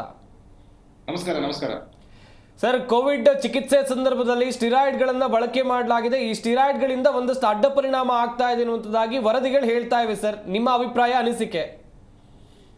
ಹೌದು, ಬೆಳಿಗ್ಗೆ ನಾನು ನೋಡ್ತಾ ಇದ್ದೆ ಇದ್ರ ಬಗ್ಗೆ. ಅಂಜನಪ್ಪ ಸರ್ ಕೂಡ ಇಲ್ಲಿವರೆಗೂ ಕೊಟ್ಟಿದ್ದಾರೆ ಅಂತ ಅನ್ಕೊಂಡಿದ್ದೀನಿ, ಇನ್ಫಾರ್ಮೇಶನ್ ಮಾಡಮ್ ಕೂಡ ಕೊಟ್ಟಿದ್ದಾರೆ ಅಂತ ಅನ್ಕೊಂಡಿದ್ದೇನೆ. ಸೊ ಇಲ್ಲಿ ಎಷ್ಟು ವೈದ್ಯರ ಬಗ್ಗೆ ನಾವು ಮಾತಾಡ್ತಾ ಇದ್ವಿ, ಅಷ್ಟೇ ಕನ್ಸ್ಯೂಮರ್ ಯಾರು ಇರ್ತಾರೆ ಅಥವಾ ಪೇಷಂಟ್ ಸಬ್ಜೆಕ್ಟ್ ಅಂತ ಏನ್ ಹೇಳ್ತೀವಿ ಅವ್ರ ಬಗ್ಗೆನೂ ನಾವು ಮಾತಾಡ್ಬೇಕಾಗುತ್ತೆ. ವಿನಾಕಾರಣ ಅದನ್ನ ಯೂಸ್ ಮಾಡುವಂತದ್ದು ಅಥವಾ ಅದನ್ನ ಅಬ್ಯೂಸ್ ಅಂತ ಹೇಳ್ತೇವೆ, ಸುಮ್ನೆ ಹೆಚ್ಚಾಗಿ ಯೂಸ್ ಮಾಡುವಂತದ್ದನ್ನ, ಅಥವಾ ಕೋವಿಡ್ ಟೈಮ್ ಅಲ್ಲಿ ಅಷ್ಟೇ ಅಲ್ಲದೆ ಬೇರೆ ಬೇರೆ ಸಂದರ್ಭಗಳಲ್ಲೂ ಕೂಡ ತುಂಬಾ ಜನ ಈ ರೀತಿಯಾದಂತಹ ಸ್ಟಿರಾಯ್ಡ್ ಅಬ್ಯೂಸ್ ಅಥವಾ ಸ್ಟಿರಾಯ್ಡ್ ಅನ್ನ ಓವರ್ ಯೂಸ್ ಮಾಡುವಂತದನ್ನ ನಾವು ನೋಡಿದ್ದೇವೆ ಪ್ರಾಕ್ಟೀಸ್ ಅಲ್ಲಿ. ಇದೆಲ್ಲ ಮಾಡೋದ್ರಿಂದ ಲಾಂಗ್ ಟರ್ಮ್ ಆಗಿ ಸದ್ಯಕ್ಕೆ ವರದಿ ಬಂದಿರುವ ಹಾಗೆ ಮೂಳೆಗಳೇನಿದೆ ಅದರ ಒಂದು ಸವಿತ ಡಿಜನರೇಷನ್ ಅಂತ ಏನ್ ಹೇಳ್ತೀವಿ ಅದು ಬೇಗ ಆಗುತ್ತೆ, ಅರ್ಲಿ ಡಿಜನರೇಷನ್ ಅಂತ ಹೇಳ್ತೇವೆ. ಈ ರೀತಿಯಾದಂತಹ ಅರ್ಲಿ ಡಿಜನರೇಷನ್ ಆಯ್ತು ಅಂತ ಹೇಳಿದ್ರೆ ಒಂದು ಕಂಡೀಷನ್ ಏನು ಸಂಧಿವಾತ ಅಂತ ಹೇಳ್ತೀವಿ ಅಥವಾ ಆಸ್ಟಿಯೋ ಆರ್ಥರೈಟಿಸ್ ಅಂತ ಏನ್ ಹೇಳ್ತೀವಿ ಅಥವಾ ಡಿಜನರೇಟಿವ್ ಜಾಯಿಂಟ್ ಡಿಸಾರ್ಡರ್ DJD ಅಂತ ಏನ್ ಹೇಳ್ತೀವಿ, ಇಂಥದ್ದೆಲ್ಲ ಫ್ಲೇರ್ ಅಪ್ ಆಗ್ಬಿಡುತ್ತೆ ಬೇಗ. ಸೊ ಇದೆಲ್ಲ ಜಾಸ್ತಿ ಆಯ್ತು ಅಂತ ಹೇಳಿದ್ರೆ ಅದು ನಮ್ಮ ಬೆನ್ನು ಹುರಿಗೆ ಅಫೆಕ್ಟ್ ಆಯ್ತು ಅಂತ ಹೇಳಿದ್ರೆ ಕುತ್ತಿಗೆ ನೋವು ಬರುವಂತದ್ದು ಅಥವಾ ಮಿಡ್ಲ್ ಅಲ್ಲಿ ಬೆನ್ನು ನೋವು ಬರುವಂತದ್ದು ಅಥವಾ ಸೊಂಟ ನೋವು ಬರುವಂತದ್ದು. ಕಾಲಿಗೆ ಅಫೆಕ್ಟ್ ಆಯ್ತು ಅಂತ ಹೇಳಿದ್ರೆ ಅದು ಮೊಣಕಾಲು ನೋವು ಬರುವಂತದ್ದು ಅಥವಾ ಪಾದದಲ್ಲಿ ನೋವು ಬರುವಂತದ್ದು. ಕೈಗೆ ಅಫೆಕ್ಟ್ ಆಯ್ತು ಅಂತ ಹೇಳಿದ್ರೆ ಕೈಗಳಲ್ಲಿ ಏನೇನು ಮೂಳೆಗಳಿದೆ ಅದಕ್ಕೆ ನೋವು ಬರುವಂತದ್ದು. ಇದೆಲ್ಲ ಕೂಡ ನಾವು ನೋಡ್ತಾ ಇರ್ತೇವೆ ಸ್ಟೀರಾಯ್ಡ್ ಓವರ್ ಯೂಸ್ ಅಥವಾ ಸ್ಟೀರಾಯ್ಡ್ ಅಬ್ಯೂಸ್ ಇಂದ. ಇಲ್ಲಿ ಮತ್ತೊಂದು ಅಂಶ ಏನಪ್ಪಾ ಅಂತ ಹೇಳಿದ್ರೆ ತುಂಬಾ ಜನ ಸರ್ ಹೇಳ್ತಿದ್ರು ಅವಾಗ ಪ್ರಿಸ್ಕ್ರಿಪ್ಷನ್ ಕೊಟ್ಟಿರುವಂತದ್ದು ಟೇಪರಿಂಗ್ ಡೋಸ್ ಮಾಡಿರುವಂತದ್ದು. ಟೇಪರಿಂಗ್ ಅಂದ್ರೆ ಕ್ರಮೇಣವಾಗಿ ಕಡಿಮೆ ಮಾಡುವಂತದ್ದು, ಅದನ್ನ ಅವರು ಮಾಡಿರಲ್ಲ ಅಥವಾ ತುಂಬಾ ಹೆಚ್ಚಾಗಿ ಯೂಸ್ ಮಾಡಿರ್ತಾರೆ. ಇದಲ್ದೇನೆ ಕೆಲವೊಂದು ಅನ್ಹೈಜಿನಿಕ್ ಪ್ರಾಕ್ಟೀಸಸ್ ಇರುತ್ತೆ. ಕೆಲವೊಬ್ರು ಯಾರು ರಿಜಿಸ್ಟರ್ಡ್ ಇರಲ್ಲ, ಮೆಡಿಕಲ್ ಪ್ರಾಕ್ಟೀಷನರ್ ರಿಜಿಸ್ಟರ್ಡ್ ಇರಲ್ಲ, ಅವ್ರು ಎಲ್ಲೋ ಬೇರೆ ಕಡೆ ಪ್ರಾಕ್ಟೀಸ್ ಮಾಡ್ತಾ ಇರ್ತಾರೆ. ಸುಮ್ನೆ ಒಂದು ಮುಂಚೆ ಎಲ್ಲೋ ಒಂದು ಹಾಸ್ಪಿಟಲ್ ಸ್ವಲ್ಪ ದಿವಸ ಕೆಲಸ ಮಾಡಿ ಆಮೇಲೆ ಹೋಗ್ಬಿಟ್ಟು ಅವರದ್ದೇ ಆದಂತಹ ಒಂದು ಚಿಕಿತ್ಸಾಲಯನೋ ಕ್ಲಿನಿಕ್ ಮಾಡ್ಕೊಂಡ್ಬಿಟ್ಟು ಅವರು ಬರೀ ಸ್ಟೀರಾಯ್ಡ್ಸ್ ಅಲ್ಲಿ ಆಟ ಆಡ್ತಾ ಇರ್ತಾರೆ. ಯಾಕಂದ್ರೆ ಅವರಿಗೆ ಸ್ಟೀರಾಯ್ಡ್ಸ್ ಡೆಫಿನಿಷನ್ ಏನಂತ ಹೇಳಿದ್ರೆ ಸರ್ ಕೂಡ ಒಪ್ಕೊಳ್ತಾರೆ, ಲೈಫ್ ಸೇವಿಂಗ್ ಡ್ರಗ್ ಅಂತ. ಜೀವನ ಮರಣ ಪ್ರಸಂಗ ಬಂದಾಗ ಮಾತ್ರ ನಾವು ಅದನ್ನ ಉಪಯೋಗಿಸಿದ್ರೆ ಅವಾಗ್ಲೇ ಅದು ಅದಕ್ಕೆ ಒಂದೇನು ಸೂಕ್ತವಾದಂತಹ ಮಹತ್ವ. ಅದಲ್ಲದೆ ಕೆಲವೊಂದು ಕಂಡೀಷನ್ಸ್ ಗಳಲ್ಲಿ ಪ್ಲಾನಿಂಗ್ ಮಾಡಿಬಿಟ್ಟು ಅದನ್ನ ಟೇಪರಿಂಗ್ ಮಾಡಿ ಹೇಗೆ ನಾವು ಅದನ್ನ ಬಿಡಬೇಕು ಅಂತ ಕೂಡ ನಾವು ಪ್ಲಾನಿಂಗ್ ಮಾಡಿ ಯೂಸ್ ಮಾಡಿದ್ರೆ ಎಲ್ಲೋ ಒಂದರ ಮಟ್ಟಿಗೆ ಅದನ್ನ ಜಸ್ಟಿಫೈ ಮಾಡ್ಕೊಳ್ಬಹುದು. ಆದ್ರೆ ಇವ್ರು ಏನ್ ಮಾಡ್ತಾರೆ ಅಂತ ಹೇಳಿದ್ರೆ ಆ ಸ್ಟೀರಾಯ್ಡ್ಸ್ ಅನ್ನ ಯೂಸ್ ಮಾಡೋದ್ರಿಂದ ಅವರು ಆ ರಿಸಲ್ಟ್ಸ್ ನ ನೋಡಿರ್ತಾರೆ. ತಗೊಂಡ ತಕ್ಷಣ ಇಮಿಡಿಯೇಟ್ ಆಗಿ ಕಡಿಮೆ ಆಗುತ್ತೆ, ತಗೊಂಡ ತಕ್ಷಣ ಇಮಿಡಿಯೇಟ್ ಆಗಿ ಯಾರಿಗೂ ಉಸಿರಾಟಕ್ಕೆ ತೊಂದರೆ ಇದೆ ಅಂತ ಬಂದಿದ್ದಾರೆ, ಅವ್ರಿಗೆ ಏನೋ ಒಂದು ಸ್ಟೀರಾಯ್ಡ್ ಇಂಜೆಕ್ಷನ್ ಅಥವಾ ಸ್ಟೀರಾಯ್ಡ್ ಒಂದು ಅವ್ರಿಗೆ ಟ್ಯಾಬ್ಲೆಟ್ ಕೊಟ್ಬಿಟ್ರೆ ಸರಿಯಾಗ್ಬಿಡುತ್ತೋ ಏನೋ ಅದ್ರ ಜೊತೆ ಒಂದು ಕಾಂಬಿನೇಷನ್ ಮಾಡ್ಬಿಟ್ಟು ಕೊಡ್ತಾರೆ. ಅಥವಾ ತುಂಬಾ ಜನ ನಾನು ನೋಡಿದ್ದೇನೆ ಅವರು ಪ್ರಾಕ್ಟೀಸ್ ಮಾಡೋದು ರೀತಿ ಏನಿರುತ್ತೆ ಅಂತ ಹೇಳಿದ್ರೆ ಈ ಶ್ವಾಸನಾಳದ ತೊಂದರೆಗಳು, ಉಸಿರಾಟಕ್ಕೆ ಸಮಸ್ಯೆ ಬಂದಿರ್ತಾರೆ ಮಕ್ಕಳೆಲ್ಲ, ಕೋವಿಡ್ ಸಂಬಂಧಪಟ್ಟಂತದ್ದು ಪ್ಲಸ್ ಜನರಲ್ ಆಗೂ ಕೂಡ ನಾನು ಹೇಳ್ತಿದ್ದೇನೆ. ಅವರು ಏನ್ ಪ್ರಾಕ್ಟೀಸ್ ಮಾಡ್ತಿರ್ತಾರೆ ಅಂತ ಹೇಳಿದ್ರೆ ಹಲವಾರು ಇನ್ಫ್ಯೂಷನ್ಸ್ ಗಳನ್ನ ಹಾಕ್ಬಿಟ್ಟು IV ಥ್ರೂ ಕೊಡುವಂತದ್ದು, ಅದರಲ್ಲಿ ಸ್ಟೀರಾಯ್ಡ್ ಕೂಡ ಅವ್ರು ಮಿಕ್ಸ್ ಮಾಡ್ಬಿಡ್ತಾರೆ. ಇದೆಲ್ಲ ಏನೋ ರಿಯಾಕ್ಷನ್ ಆಗ್ಬಾರ್ದು, ಅವರು ಬೇಸಿಕ್ ಟೆಸ್ಟಿಂಗ್ ಗಳನ್ನ ಮಾಡಲ್ಲ, ಅವರು ಬೇಸಿಕ್ ಏನ್ ರಿಯಾಕ್ಷನ್ ಆಗ್ಬೋದು ಅಂತ ಬಾಡಿ ಅಸೆಸ್ಮೆಂಟ್ ಮಾಡಲ್ಲ, ಆ ಪರ್ಸನ್ ಗೆ ಏನ್ ಆಗ್ಬೋದು ಅಂತ ಹಿಸ್ಟ್ರಿ ಕೇಳಲ್ಲ. ಬಂದ ತಕ್ಷಣ ಸರ್ ನನಗೆ ಡ್ರಿಪ್ಸ್ ಹಾಕಿ ಅಂತ ಅವ್ರು ಹೇಳ್ತಾರೆ ಪೇಷಂಟ್. ಅವ್ರಿಗೆ ಪ್ರಕಾರ ಡ್ರಿಪ್ಸ್ ಇಂಜೆಕ್ಷನ್ ತಗೊಂಡ್ರೆ ಎಲ್ಲ ಚೆನ್ನಾಗುತ್ತೆ ಅಂತ ಪೇಷಂಟ್ ತಲೆಯಲ್ಲಿರುತ್ತೆ. ಇವರು ಅದನ್ನ ಸಪೋರ್ಟ್ ಮಾಡೋದಕ್ಕೆ ಎಲ್ಲೋ ಒಂದ್ ಸ್ವಲ್ಪ ದಿವಸ ನೋಡ್ಕೊಂಡ್ಬಿಟ್ಟು ಏನೋ ಮಾಡ್ಕೊಂಡ್ಬಿಟ್ಟು ಬಂದು ಪ್ರಾಕ್ಟೀಸಿಂಗ್ ಬ್ಯಾಗ್ರೆ ಕೂತ್ಕೊಂಡಿರ್ತಾರೆ. ಇವ್ರು ಏನ್ ಮಾಡ್ತಾರೆ ಅಂತ ಹೇಳಿದ್ರೆ ಆ ಸ್ಟೀರಾಯ್ಡ್ ಇಂಜೆಕ್ಷನ್ ಅದರ ಜೊತೆ ಇನ್ನೊಂದೆರಡು ಡ್ರಗ್ಸ್ ಗಳನ್ನ ಮಿಕ್ಸ್ ಮಾಡಿಬಿಟ್ಟು ಅವರು IV ಕೊಟ್ಟ ತಕ್ಷಣ ಪೇಷಂಟ್ ತುಂಬಾ ಚೆನ್ನಾಗಿ ಅನ್ಸ್ಬಿಡುತ್ತೆ. ಒಂದು ಅರ್ಧ ಗಂಟೆನೋ ಮುಕ್ಕಾಲು ನಿಮಿಷದಲ್ಲಿ ಅವ್ರಿಗೆ ಇರುವಂತಹ ಸಮಸ್ಯೆಗಳೆಲ್ಲ ಸರಿಯಾಗ್ಬಿಡುತ್ತೆ. ಇವ್ರಂದ್ರೆ ಏನಪ್ಪಾ ದೇವರು ಅನ್ಕೊಂಡ್ಬಿಟ್ಟು ಅವ್ರು ಹೋಗ್ಬಿಟ್ಟು ಪ್ರಚಾರ ಮಾಡ್ತಾರೆ. ಪ್ರಚಾರ ಯಾವ ರೀತಿ ಮಾಡ್ತಾರೆ ಅಂತ ಹೇಳಿದ್ರೆ ಆ ಡಾಕ್ಟರ್ ಹತ್ರ ಹೋಗಿ ಡ್ರಿಪ್ಸ್ ಹಾಕ್ಸ್ಕೊಳ್ಳಿ ಸರಿಯಾಗ್ಬಿಡುತ್ತೆ ಅಂತ. ಅಲ್ಲಿ ಅವರು ಡಾಕ್ಟರ್ ಎಲ್ಲ ಅವ್ರು ಕೊಡ್ತಿರುವಂತದ್ದು ಡ್ರಿಪ್ಸು ಅಲ್ಲಿ ಅದಕ್ಕೆ ಮೆಡಿಕಲ್ ಲೈಸೆನ್ಸ್ ಇರಲ್ಲ. ಸೊ ಈ ರೀತಿ ಮಾಡ್ತಿರೋದ್ರಿಂದನೂ ಕೂಡ ಸ್ಟೀರಾಯ್ಡ್ ಓವರ್ ಯೂಸ್ ಆಗುವಂತದ್ದು, ಸ್ಟೀರಾಯ್ಡ್ ಅಬ್ಯೂಸ್ ಆಗುವಂತದ್ದು ಆಯ್ತು ಅಂತ ಹೇಳಿದ್ರೆ, ಪ್ಲಸ್ ಯಾರಿಗೆ ರಿಜಿಸ್ಟ್ರೇಷನ್ ಇರಲ್ಲ, ಯಾರು ಲೈಸೆನ್ಸ್ ಇರಲ್ಲ ಅದನ್ನ ಪ್ರಾಕ್ಟೀಸ್ ಮಾಡೋದಕ್ಕೆ, ಅವರೆಲ್ಲ ಪ್ರಾಕ್ಟೀಸ್ ಮಾಡಿ ಅವ್ರಿಗೆ ಡೋಸೇಜ್ ಗೊತ್ತಿರಲ್ಲ, ಅವ್ರಿಗೆ ಸೈಡ್ ಎಫೆಕ್ಟ್ಸ್ ಗೊತ್ತಿರಲ್ಲ. ಸ್ಟೀರಾಯ್ಡ್ಸ್ ನೋಡಿ ಲೈಫ್ ಸೇವಿಂಗ್ ಡ್ರಗ್ಸ್ ಅಂತ ಬಂದಿದೆ ಅಂತ ಹೇಳಿದ್ರೆ ಅದಕ್ಕೆ ಒಂದು ಪ್ರೋಸ್ ಅಂಡ್ ಕಾನ್ಸ್ ಇದ್ದೇ ಇರುತ್ತೆ. ಒಂದು ಒಳ್ಳೇದಾಗ್ತಿದೆ ಅಂತ ಹೇಳಿದ್ರೆ ಎಲ್ಲೋ ಒಂದ್ ಕಡೆ ಅದರಿಂದ ಹಾನಿ ಆಗುವಂತ ಸಾಧ್ಯತೆಗಳು ಇದ್ದೇ ಇರುತ್ತೆ. ಅದನ್ನ ನಾವು ಯುಕ್ತಿಯುಕ್ತವಾಗಿ ಯೂಸ್ ಮಾಡಿಲ್ಲ ಅಂತ ಹೇಳಿದ್ರೆ ಇವ್ರಿಗೆ ಗೊತ್ತಿರಲ್ಲ. ಪದೇ ಕೊಟ್ರು ಅಂತ ಹೇಳಿದ್ರೆ ಸರ್ ನನಗೆ 25 ವರ್ಷಕ್ಕೆ ಡಯಾಬಿಟಿಸ್ ಬಂದ್ಬಿಡ್ತು ಸರ್, 25 ವರ್ಷಕ್ಕೆ ನಾನು 120 kg ಆಗ್ಬಿಟ್ಟಿದ್ದೇನೆ, ಬೊಜ್ಜು ಬಂದ್ಬಿಟ್ಟಿದೆ, 25 ವರ್ಷಕ್ಕೆ ಎಷ್ಟೊಂದು ಆಟೋ ಇಮ್ಯೂನ್ ಡಿಸೀಸ್ ಬಂದ್ಬಿಟ್ಟಿದೆ, ನನ್ನ ಮನೇಲಿ ಯಾರಿಗೂ ತೊಂದರೆ ಇಲ್ಲ, ಎಲ್ಲ ಚೆನ್ನಾಗಿದೆ. ಹಿಸ್ಟ್ರಿ ತಗೊಳ್ತಾ ಹೋದಾಗ ಹೌದು ಸರ್ ಎಲ್ಲೋ ಒಂದ್ ಕಡೆ ಹೋಗ್ಬಿಟ್ಟು ನಾನು ಬರೀ ಡ್ರಿಪ್ಸ್ ಹಾಕ್ಸ್ತಿದ್ದೆ, ಚೆನ್ನಾಗ್ತಿತ್ತು. ಅವಾಗ ಚೆನ್ನಾಗ್ತಿತ್ತು ಯಾಕೆ ಅಂತ ಹೇಳಿದ್ರೆ ಅವರು ಎಲ್ಲಿ ಯಾವ ಮೆಡಿಸಿನ್ಸ್ ಗಳನ್ನ ಕಾಂಬಿನೇಷನ್ಸ್ ಗಳನ್ನ ಯೂಸ್ ಮಾಡಬೇಕು ಅದನ್ನ ಮಾಡದೇನೆ ಓವರ್ ಯೂಸ್ ಅಥವಾ ಅಬ್ಯೂಸ್ ಮಿಸ್ಯೂಸ್ ಮಾಡಿರೋದ್ರಿಂದ ಈ ರೀತಿ ಆಗುವಂತ ಸಾಧ್ಯತೆಗಳಿರುತ್ತೆ. ಸೊ ಇದೆಲ್ಲ ಕೂಡ ಕೋವಿಡ್ ಟೈಮ್ ಅಲ್ಲಿ ಹೆಚ್ಚಾಗ್ಬಿಟ್ಟು ಅವಾಗ ಇಂತಹ ಪೇಷಂಟ್ಸ್ ಗಳಿಗೆ ತೊಂದರೆ ಆಗಿರೋದನ್ನ ನಾವೀಗ ನೋಡ್ತಾ ಇದ್ದೇವೆ ಅಂತ ನನ್ನ ಒಂದು ಅನಿಸಿಕೆ. ವೆಲ್ ಸರ್, ತುಂಬ ಚೆನ್ನಾಗಿ ಹೇಳ್ತಾ ಇದ್ರು ಅಂಜನಪ್ಪ ಸರ್. ಡಾಕ್ಟರ್ ಶರತ್ ಕುಲಕರ್ಣಿ ಅವರು ಕೂಡ ಹೇಳ್ತಾ ಇದ್ರು ಯಾವ ಸಂದರ್ಭಗಳಲ್ಲಿ ಬಳಕೆ ಮಾಡಬೇಕು ಅಂತೇಳಿ. ಈಗ ಡಾಕ್ಟರ್ಸ್ ಯಾವಾಗ ಬಳಕೆ ಮಾಡಬೇಕು ಅಂತೇಳಿ ಅವರಿಗೆ ಕರೆಕ್ಟಾಗಿ ಗೊತ್ತಿರುತ್ತೆ. ಈ ಸರ್ಟಿಫೈಡ್ ಡಾಕ್ಟರ್ಸ್ಗಳೇ ಇದನ್ನು ಹೆಚ್ಚಾಗಿ ಬಳಸ್ತಾ ಇದ್ದಾರೆ ಅನ್ನೋಂಥದ್ದಾಗಿ ಹೇಳ್ತಾ ಇದ್ರು. ಅದೇ ವಿಚಾರವಾಗಿ ಅಬ್ಸಲ್ಯೂಟ್ಲಿ ಫೈನ್. ಕುಲಕರ್ಣಿ ಅವರು ಹೇಳಿದ್ದು 2 ಪಾಯಿಂಟ್, ಆಸ್ಟಿಯೋಪೀನಿಯಾ ಮೂಳೆಗಳು ಇದಾಗೋದು, ಕಾರ್ಟಿಲೇಜ್ ಇದಾಗೋದು, ಅದು one of the side effect. ಅದಕ್ಕೆ ಈ ಸ್ಟೀರಾಯ್ಡ್ಸ್ನ ನಾವು ಡಬಲ್ ಎಡ್ಜ್ಡ್ ಸ್ವೋರ್ಡ್ ಅಂತೀವಿ. ಒಳ್ಳೇದು ಮಾಡುತ್ತೆ, ಕೆಟ್ಟದ್ದು ಮಾಡುತ್ತೆ. ನೋಡಿ, ಜಾಯಿಂಟ್ ನೋವು ಬರೋದಕ್ಕೂ ಅದೇ, ಜಾಯಿಂಟಿಗೆ ಟ್ರೀಟ್ಮೆಂಟು ಅದೇ. ಅವ್ರು ಹೇಳ್ದಂಗೆ ನಮ್ದು different systems of medicine, allopathy, Ayurveda, homeopathy, ಎಲ್ಲ ಫೀಲ್ಡ್ನಲ್ಲೂ ಈ ಕ್ವಾಕ್ಸ್ ಅಂತ ಇದ್ದಾರೆ, ಅನ್ಕ್ವಾಲಿಫೈಡ್ ಜಸ್ಟ್ ಸರ್ಟಿಫೈಡ್ ಡಾಕ್ಟರ್. ಅವರದ್ದು ಪಾಯಿಂಟ್ ಕರೆಕ್ಟಾಗಿ, most misused steroid is by these peoples. Even drip ಹಾಕಿದ್ರೆ ಆ ಪೇಷಂಟ್ ಒಂದು ಖುಷಿ, ಈ ಡಾಕ್ಟರ್ ಹತ್ರ ಹೋದ್ರೆ ಈ ಒಂದು ಇಂಜೆಕ್ಷನ್ ಕೊಟ್ಟರೆ ಸಾಕು, ಜ್ವರ ಹಂಗೆ ಕಡಿಮೆ ಆಗ್ಬಿಡುತ್ತೆ. ಇಂಥವ್ರು ಭಾಳ ಮಿಸ್ಯೂಸ್ ಮಾಡ್ತಾರೆ. ಸೊ ಅದಕ್ಕೆ ಜನಗಳಿಗೆ ಒಂದು ಅವೇರ್ನೆಸ್ ಇರಬೇಕು, why you should go to a qualified doctor. ನೀವು ಯಾವುದನ್ನ ಸಿಸ್ಟಮ್ ಫಾಲೋ ಮಾಡಿ ಒಂದು ಕ್ವಾಲಿಫೈಡ್ ಡಾಕ್ಟರ್ ಹತ್ರ ಹೋದರೆ ಅವ್ರಿಗೆ ಅರಿವಿರ್ತದೆ. ಇಲ್ಲದ್ರೆ ಭಾಳ ಸರ್, ಇವಾಗ ಸರ್ ಎಷ್ಟೊಂದು ಜನ ಪಾಪ ಅವರು ಸುಮ್ಮನೆ ಹಾಕೊಂಡ್ರೆ RMP ಡಾಕ್ಟರ್ ಅಂತಾರೆ, ಕಾಂಪೌಂಡ್ರು ಡಾಕ್ಟರ್ ಅಂತಾರೆ, ಬೇಕಾದಷ್ಟು. ಅಂಡ್ ಇನ್ಫ್ಯಾಕ್ಟ್ ನೀವು ರೂರಲ್ ಸೈಡ್ ಹೋದ್ರೆ, ದೊಡ್ಡಬಳ್ಳಾಪುರ ಆಗಲಿ, ದೇವನಹಳ್ಳಿ ಆಗಲಿ, ಇಂಥವ್ರು ಜಾಸ್ತಿ ಜನ ಇದ್ದಾರೆ. ಅಂಡ್ ನ್ಯಾಚುರಲಿ ಜನಗಳು they are exposed, easily available, ಕಡಿಮೆಗೂ ಕೊಡ್ತಾರೆ. ಅಂಡ್ ಈ ಥರ ಮಾಡೋದ್ರಿಂದ ತುಂಬ ಜನಕ್ಕಾಗುತ್ತೆ. ಡೆಫಿನೆಟ್ಲಿ ಅವ್ರು ಹೇಳಿದ ಪಾಯಿಂಟ್ಗಳು ರಿಯಲಿ ಮಿಸ್ಯೂಸ್ಡ್ ಸ್ಟೀರಾಯ್ಡ್ಸ್. ಇಲ್ಲದ್ರೆ definitely it's A wonderful drug. Yes madam, ಈಗ ಸ್ಟೀರಾಯ್ಡ್ಸ್ಗಳ ಬಗ್ಗೆ ಮಾತನಾಡ್ತಾ ಇರುವಂಥ ಸಂದರ್ಭದಲ್ಲಿ ಈ ಸೈಡ್ ಎಫೆಕ್ಟ್ಸ್ಗಳ ಬಗ್ಗೆ ಮಾತನಾಡ್ತಾ ಇದ್ವಿ. ಈ ಸೈಡ್ ಎಫೆಕ್ಟ್ಸ್ಗಳಿಂದಲೇ ಮುಂದೆ ಸರ್ಜರಿ ಮಾಡಬೇಕಾದಂಥ ಹಂತಕ್ಕೂ ಕೂಡ ಹೋಗಬಹುದು ಅಂತೇಳಿ ಈಗ ವರದಿಗಳು ಹೇಳ್ತಾ ಇವೆ. ಮೇಡಮ್, ಏನು ಹೇಳ್ತೀರಾ ಈ ವಿಚಾರವಾಗಿ? ಹೌದು, ತುಂಬಾ ಲಾಂಗ್ ಟರ್ಮ್ ಆಗಿ ಯೂಸ್ ಮಾಡ್ತಾ ಇದ್ರೆ ಅದರ ಎಫೆಕ್ಟ್ ಬಾಡಿ ಮೇಲೆ ಖಂಡಿತವಾಗ್ಲೂ ಬೀಳುತ್ತೆ. ಆಸ್ ಕುಲಕರ್ಣಿ ಸರ್ ಹೇಳ್ದಂಗೆ, ಈ ಬೋನ್ಸ್ ವೀಕ್ ಆಗೋದು, ಬೋನ್ ಡೆನ್ಸಿಟಿ ಕಡಿಮೆ ಆಗೋದು, ಅದು ಬೋನ್ ಡೆನ್ಸಿಟಿ ಕಡಿಮೆ ಆದಾಗ ಸ್ವಲ್ಪ ಏಟ್ ಆದ್ರೂ, ಟ್ರಾಮಾ ಆದ್ರೂ ಫ್ರಾಕ್ಚರ್ಸ್ ಆಗಿ ಸರ್ಜರಿಗಳಿಗೆ ಹೋಗೋ ಸಾಧ್ಯತೆ ಇರುತ್ತೆ. ಸಮ್ಟೈಮ್ಸ್ ಇದು ಆಸ್ಟಿಯೋಪೀನಿಯಿಂದ ಬೋನ್ ಡೆನ್ಸಿಟಿ ಕಡಿಮೆ ಆದಾಗ ಸ್ಪೈನಲ್ ಕಾರ್ಡ್ ಪ್ರಾಬ್ಲಮ್ಸ್ ಬರಬಹುದು. ಆಮೇಲೆ ಬ್ಲಡ್ ಪ್ರೆಷರ್ ಜಾಸ್ತಿ ಆಗೋ ಸಾಧ್ಯತೆ ಇರುತ್ತೆ, ಒಬೆಸಿಟಿ ಆಗೋ ಸಾಧ್ಯತೆ ಇರುತ್ತೆ. ಈ ಎಲ್ಲದ್ರಿಂದ ಅದರ್ ಮೆಡಿಕಲ್ ಪ್ರಾಬ್ಲಮ್ಸ್ ಜಾಸ್ತಿ ಆಗ್ತಾ ಹೋಗ್ತಿದ್ದಂಗೆ the surgical interventions also tends to go high based on our condition, diseases ಏನ್ ಬರುತ್ತೋ ಅದ್ರ ಮೇಲೆ ಸರ್ಜರಿ ರಿಕ್ವೈರ್ಮೆಂಟ್ ಜಾಸ್ತಿ ಆಗ್ತಾ ಹೋಗುತ್ತೆ. So it is better and it should be very carefully used. It should be used in a very careful manner, in a short term medicine ತರ use ಮಾಡ್ಕೋಬೇಕದು under guidance. Particularly immunity ಕಡಿಮೆ ಆದ್ರೆ ಆಪ್ಸೆಸ್ ಆಗುತ್ತೆ. ಅದ್ರೊಳಗೆ diabetes ಇದ್ರೆ ಪೆರಿಯನಲ್ ಆಪ್ಸೆಸ್ ಅಂತೀವಿ ನಾವು.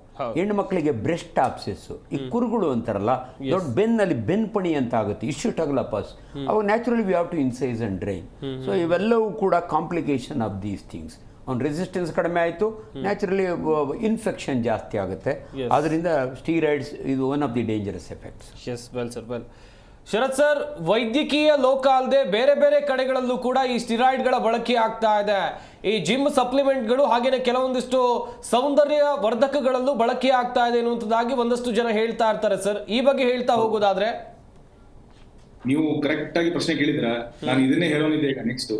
ಯಾಕೆಂದ್ರೆ ಈ ಬಾಡಿ ಬಿಲ್ಡರ್ಸ್ ಆಗ್ಲಿ ಅಥವಾ ಯಾವ್ದೋ ಕಾಂಪಿಟಿಷನ್ ಹೋಗೋದಾಗ್ಲಿ, ಅಲ್ಲಿ ಡೋಪಿಂಗ್ ಏಜೆಂಟ್ ಹಾಕ್ಬಿಟ್ಟು ಅಥವಾ ಅಲ್ಲಿ ಅವರಿಗೆ ಬೇಗನೆ ರಿಸಲ್ಟ್ ಬರ್ಲಿ ಅಂತ ಹೇಳ್ಬಿಟ್ಟು ಎಲ್ಲೆಲ್ಲಿ ಈಗ ಇಂಟರ್ನ್ಯಾಷನಲ್ ಲೆವೆಲ್, ನ್ಯಾಷನಲ್ ಲೆವೆಲ್ ಹೋದ್ರೆ ಟೆಸ್ಟಿಂಗ್ ಆಗುತ್ತೆ ಅಲ್ಲೆಲ್ಲ. ಇವ್ರು ಸ್ಟೀರಾಯ್ಡ್ಸ್ ತಗೊಂಡ್ರೆ ಹೊರಗಡೆ ಹಾಕ್ಬಿಡ್ತಾರೆ ಇವ್ರನ್ನ ಕಾಂಪಿಟಿಷನ್ ಇಂದ. ಬಟ್ ಅದೇ ಲೋಕಲ್ ಲೆವೆಲ್ ಕಾಂಪಿಟಿಷನ್ ಇರುತ್ತೆ, ಯಾವ್ದೋ mister MG road, mister BTM layout, mister Rajajinagar ಇದೆಲ್ಲ ಮಾಡ್ತಾ ಇರುವಾಗ ಅಲ್ಲಿ ನಿಮ್ಗೆ ಅಸೆಸ್ಮೆಂಟ್ ಮಾಡಲ್ಲ ಅವರು. ಕೆಲವೊಂದು ಅದಕ್ಕೆ ಸೂಕ್ತವಾದ ಬ್ಲಡ್ ಟೆಸ್ಟ್ ಗಳನ್ನ ಮಾಡುವಂತದ್ದು, ಕೆಲವೊಂದು ಟೆಸ್ಟ್ ಗಳನ್ನ ಮಾಡುವಂತದ್ದು ಮಾಡಲ್ಲ. ಸೊ ಅವ್ರು ಏನ್ ಮಾಡ್ತಾರೆ ಅಂತ ಹೇಳಿದ್ರೆ, ಇಲ್ಲಿ ಕೆಲವೊಂದು ಇದಕ್ಕೆ ಅಂತ ಸ್ಪೆಸಿಫಿಕ್ ಆಗಿ ಯಾರೋ ಟ್ರೈನರ್ಸ್ ಇರ್ತಾರೆ. ಟ್ರೈನರ್ಸ್ ಅಂತ ನಾನು ಹೇಳಿಕ್ ಇಷ್ಟಪಡಲ್ಲ ಅವ್ರನ್ನ, ಯಾಕೆಂದ್ರೆ ಅವರು ಮಿಸ್ ಗೈಡ್ ಮಾಡುವಂತವ್ರೆ, ಗೈಡ್ ಅಂತ ಹೇಳಿಕ್ ಆಗಲ್ಲ ಅವರು. ಯಾಕಂದ್ರೆ ಟ್ರೈನರ್ ಅಂದ್ರೆ ಗೈಡ್ ಮಾಡುವಂತವ್ರು, ಮಿಸ್ ಗೈಡ್ ಮಾಡಿ ನೀವು ಇಂಜೆಕ್ಷನ್ ತಗೊಳ್ಳಿ ಪರವಾಗಿಲ್ಲ ಅಂತ ಹೇಳಿದ್ರೆ ಅಂತವ್ರು ಖಂಡಿತವಾಗ್ಲೂ ನಾನು ನನ್ನ ಕ್ಲಿನಿಕಲ್ ಟ್ರೀಟ್ ಮಾಡಿದ್ದೇನೆ. ಅಂಜನಪ್ಪ ಸರ್ ನನಗಿಂತ ತುಂಬಾ ಜಾಸ್ತಿ ಟ್ರೀಟ್ ಮಾಡಿದ್ದಾರೆ ಅಂತ ನಾನು ಅನ್ಕೊಂಡಿದ್ದೇನೆ. ಯಾಕೆಂದ್ರೆ ಇವರು ಕಾಂಪಿಟಿಷನ್ 2 ವರ್ಷ ಕಾಂಪಿಟಿಷನ್ಗೆ ಕಂಟಿನ್ಯೂಸ್ ಇಂಜೆಕ್ಷನ್ ತಗೊಂಡು ವಿನ್ನರ್ ಆದ್ರು ಅಂತ ಹೇಳಿದ್ರೆ, 3ನೇ ವರ್ಷ ಅವರು ಬೋನ್ಸ್ ನಾವು ಬೋನ್ ಡೆನ್ಸಿಟಿ ನೋಡಿದ್ವಿ ಅಂತ ಹೇಳಿದ್ರೆ, BMD ಬೋನ್ ಮಿನರಲ್ ಡೆನ್ಸಿಟಿ ನೋಡಿದ್ರೆ ಎಲ್ಲ ಹಾಲೋ ಬೋನ್ಸ್ ಇರುತ್ತೆ. ಅವ್ರಿಗೆ ಒಂದ್ ಸ್ವಲ್ಪ ಎಲ್ಲಾದ್ರೂ ತಾಕ್ತು ಅಂತ ಹೇಳಿದ್ರೆ ಫ್ರಾಕ್ಚರ್ ಆಗ್ಬಿಡುತ್ತೆ. ಸ್ವಲ್ಪ ಟಚ್ ಆಯ್ತು ಎಲ್ಲೋ ಅಂತ ಹೇಳಿದ್ರು ಅಷ್ಟೊಂದು ಬೋನ್ಸ್ ವೀಕ್ ಆಗ್ಲಿಕ್ಕೆ ಶುರು ಆಗುತ್ತೆ. ಅಂಡ್ ಅವ್ರ ಏಜ್ ಎಲ್ಲ ನೋಡಿದ್ರೆ ನಾವು 18, 20, 22 ಹಿಂಗಿರುತ್ತೆ. ಅಲ್ಲಿ ನಾವು ಸ್ಟೀರಾಯ್ಡ್ ಓವರ್ ಯೂಸ್ ಆಗುವಂಥದ್ದು, ಅಬ್ಯೂಸ್ ಅಂತ ಹೇಳ್ತೇವೆ ನಾವು ವರ್ಡ್, ಸ್ಟೀರಾಯ್ಡ್ ಅಬ್ಯೂಸ್ ಆಗಿರುವಂಥದ್ದು. ಅಲ್ಲಿ ಕಂಪ್ಲೀಟ್ ಆಗಿ ಎಲ್ಲೂ ಕೂಡ ಮೆಡಿಕಲ್ ಪ್ರಾಕ್ಟೀಷನರ್ ಇರಲ್ಲ, ಯಾವ್ದು ಗೈಡೆನ್ಸ್ ಇರಲ್ಲ. ಇದು ಎಲ್ಲೋ ಒಂದ್ ಕಡೆ ಅವರು ಕೇಳ್ಕೊಂಡ್ಬಿಟ್ಟು ಯಾರೋ ಒಬ್ರು ಸ್ಟಾರ್ಟ್ ಮಾಡಿರ್ತಾರೆ, ಇವರು ಕೂಡ ಅದನ್ನ ತಗೊಳ್ಳಿಕ್ ಸ್ಟಾರ್ಟ್ ಮಾಡಿರ್ತಾರೆ. ಅಂಡ್ ಅದರಿಂದ ತುಂಬಾ ತೊಂದರೆಗಳಾಗಿರುತ್ತೆ ಅವ್ರಿಗೆ. ಆಮೇಲೆ ಅವರಿಗೆ ಮೆಟಾಬಾಲಿಕ್ ಡಿಸಾರ್ಡರ್ಸ್, ಡಯಾಬಿಟಿಸ್ ಅಂತ ಬರುವಂತದ್ದು, ಆಮೇಲೆ ಅವರಿಗೆ ಅನ್ಎಕ್ಸ್ಪ್ಲೇನ್ಡ್ ಕಂಡೀಷನ್ಸ್ಗಳು, ಈ ಆಟೋ ಇಮ್ಯೂನ್ ಡಿಸೀಸ್ ಅಂತ ಏನ್ ಹೇಳ್ತೀವಿ ನಾವು, ನಮ್ಮ ದೇಹದ ರೋಗ ನಿರೋಧಕ ಶಕ್ತಿ, ಸರ್ ಹೇಳ್ತಿದ್ರು ಇಮ್ಯುನಿಟಿ ಬಗ್ಗೆ, ಎಲ್ಲಿ ನಮ್ಮ ದೇಹದ ರೋಗ ನಿರೋಧಕ ಶಕ್ತಿ ನಮ್ಮ ವಿರುದ್ಧವೇ ಹೋರಾಟಕ್ಕೆ ಶುರು ಮಾಡುತ್ತೆ, ಅದಕ್ಕೆ ನಾವು ಆಟೋ ಇಮ್ಯುನಿಟಿ ಅಂತ ಹೇಳ್ತೇವೆ. ಆಟೋ ಇಮ್ಯೂನ್ ಕಂಡೀಷನ್ ಅಲ್ಲಿ ಕಾಸ್ಮೆಟಿಕ್ಸ್ ಅಲ್ಲಿ ಸ್ಟೀರಾಯ್ಡ್ ಅನ್ನ ಅವರು ರಿಜಿಸ್ಟರ್ಡ್ ಪ್ರಾಕ್ಟಿಷನರ್ಸ್ ಲಿಮಿಟೆಡ್ ಡೋಸೇಜ್ ಅಲ್ಲಿ ಯೂಸ್ ಮಾಡಿದ್ರು ಅಂತ ಹೇಳಿದ್ರೆ ಇಂತಹ ಕಂಡೀಷನ್ಸ್ ಗಳನ್ನ ನಾವು ತಡೆಗಟ್ಟಬಹುದು ಎಲ್ಲೋ ಒಂದ್ ಕಡೆ, ಸ್ವಲ್ಪದರ ಮಟ್ಟಿಗೆ ಅಟ್ಲೀಸ್ಟ್ ಟೆಂಪರರಿ ಬೇಸಿಸ್ ಮೇಲೆ. ಸೋರಿಯಾಸಿಸ್ ಆಗಿರಬಹುದು ಅಥವಾ ಲ್ಯೂಪಸ್ ಅಂತ ಹೇಳ್ತೇವೆ, ಇದೆಲ್ಲ ತಡೆಗಟ್ಟಬಹುದು. ಆದ್ರೆ ಇವರು ಈಗ ಓವರ್ ಯೂಸ್ ಮಾಡುವಂತದ್ದು ಅಥವಾ ಸಡನ್ ಆಗಿ ನಾನು ನಾಳೆ ಬ್ಯೂಟಿ ಕ್ವೀನ್ ಆಗಿ ಕಾಣ್ಬೇಕು ಅಂತ ಹೇಳ್ಬಿಟ್ಟು ಯೂಸ್ ಮಾಡುವಂತದ್ದು ಎಲ್ಲ ಕೂಡ ಖಂಡಿತವಾಗ್ಲೂ ಅವ್ರಿಗೆ ಕಾಣುತ್ತೆ ರಿಸಲ್ಟ್. ಬಟ್ ಅವ್ರು ಅದಕ್ಕೆ ಎಡಿಕ್ಟ್ ಆಗ್ಬಿಟ್ಟು ಅದನ್ನೇ ಮಾಡ್ತಾ ಹೋದ್ರು ಅಂತ ಹೇಳಿದ್ರೆ ನಾಳೆ ಅದರಿಂದ ಆಗುವಂತ ಅಡ್ಡ ಪರಿಣಾಮಗಳು ಕಟ್ಟಿಟ್ಟ ಬುತ್ತಿ ಅದ್ರಲ್ಲಿ ಆಗೇ ಆಗುತ್ತೆ. ಡೆಫಿನೆಟ್ ಆಗಿ ಆಗಲ್ಲ ಅಂತ ಹೇಳಿಕ್ ಆಗಲ್ಲ. ಅದು ಸಿಂಪಲ್ ಒಂದು ಐ ಡ್ರಾಪ್ಸ್ ಎಕ್ಸ್ಟರ್ನಲ್ ಅಪ್ಲಿಕೇಶನ್ ಮಾಡೋ ಹೇಳ್ತಿದ್ರು ಅವಾಗ, ಅದರಿಂದ ಹಿಡ್ಕೊಂಡ್ಬಿಟ್ಟು ನಾವು ಒಳಗಡೆ ಸೇವನೆ ಮಾಡೋದ್ರಿಂದ ಸ್ಟೆರಾಯ್ಡ್ಸ್ ಅನ್ನ ಎಲ್ಲದರಲ್ಲೂ ಕೂಡ ನಿಯಮಿತ ಇರ್ಲಿಲ್ಲ ಅಥವಾ ಅಲ್ಲಿ ಕಂಟ್ರೋಲ್ಡ್ ಮ್ಯಾನೇಜ್ಮೆಂಟ್ ಇರ್ಲಿಲ್ಲ, ಒಬ್ರು ಮಾನಿಟರ್ ಮಾಡ್ತಾ ಇರ್ಲಿಲ್ಲ ಅಂತ ಹೇಳಿದ್ರೆ ಅಲ್ಲಿ ತೊಂದರೆ ಸಮೂಹ ಸ್ಟಾರ್ಟ್ ಆಗುತ್ತೆ, ಹಲವಾರು ರೋಗಗಳು ಸ್ಟಾರ್ಟ್ ಆಗುತ್ತೆ, ರೋಗಗಳ ಸಮೂಹಗಳು ಸ್ಟಾರ್ಟ್ ಆಗುತ್ತೆ. ಈ ಸ್ಟೀರಾಯ್ಡ್ಸ್ ನಲ್ಲಿ ಅನೇಕ ವೆರೈಟೀಸ್ ಇದಾವೆ, ಕರೆಕ್ಟಾಗಿ ಹೇಳ್ತಿದ್ರು ಅವರು.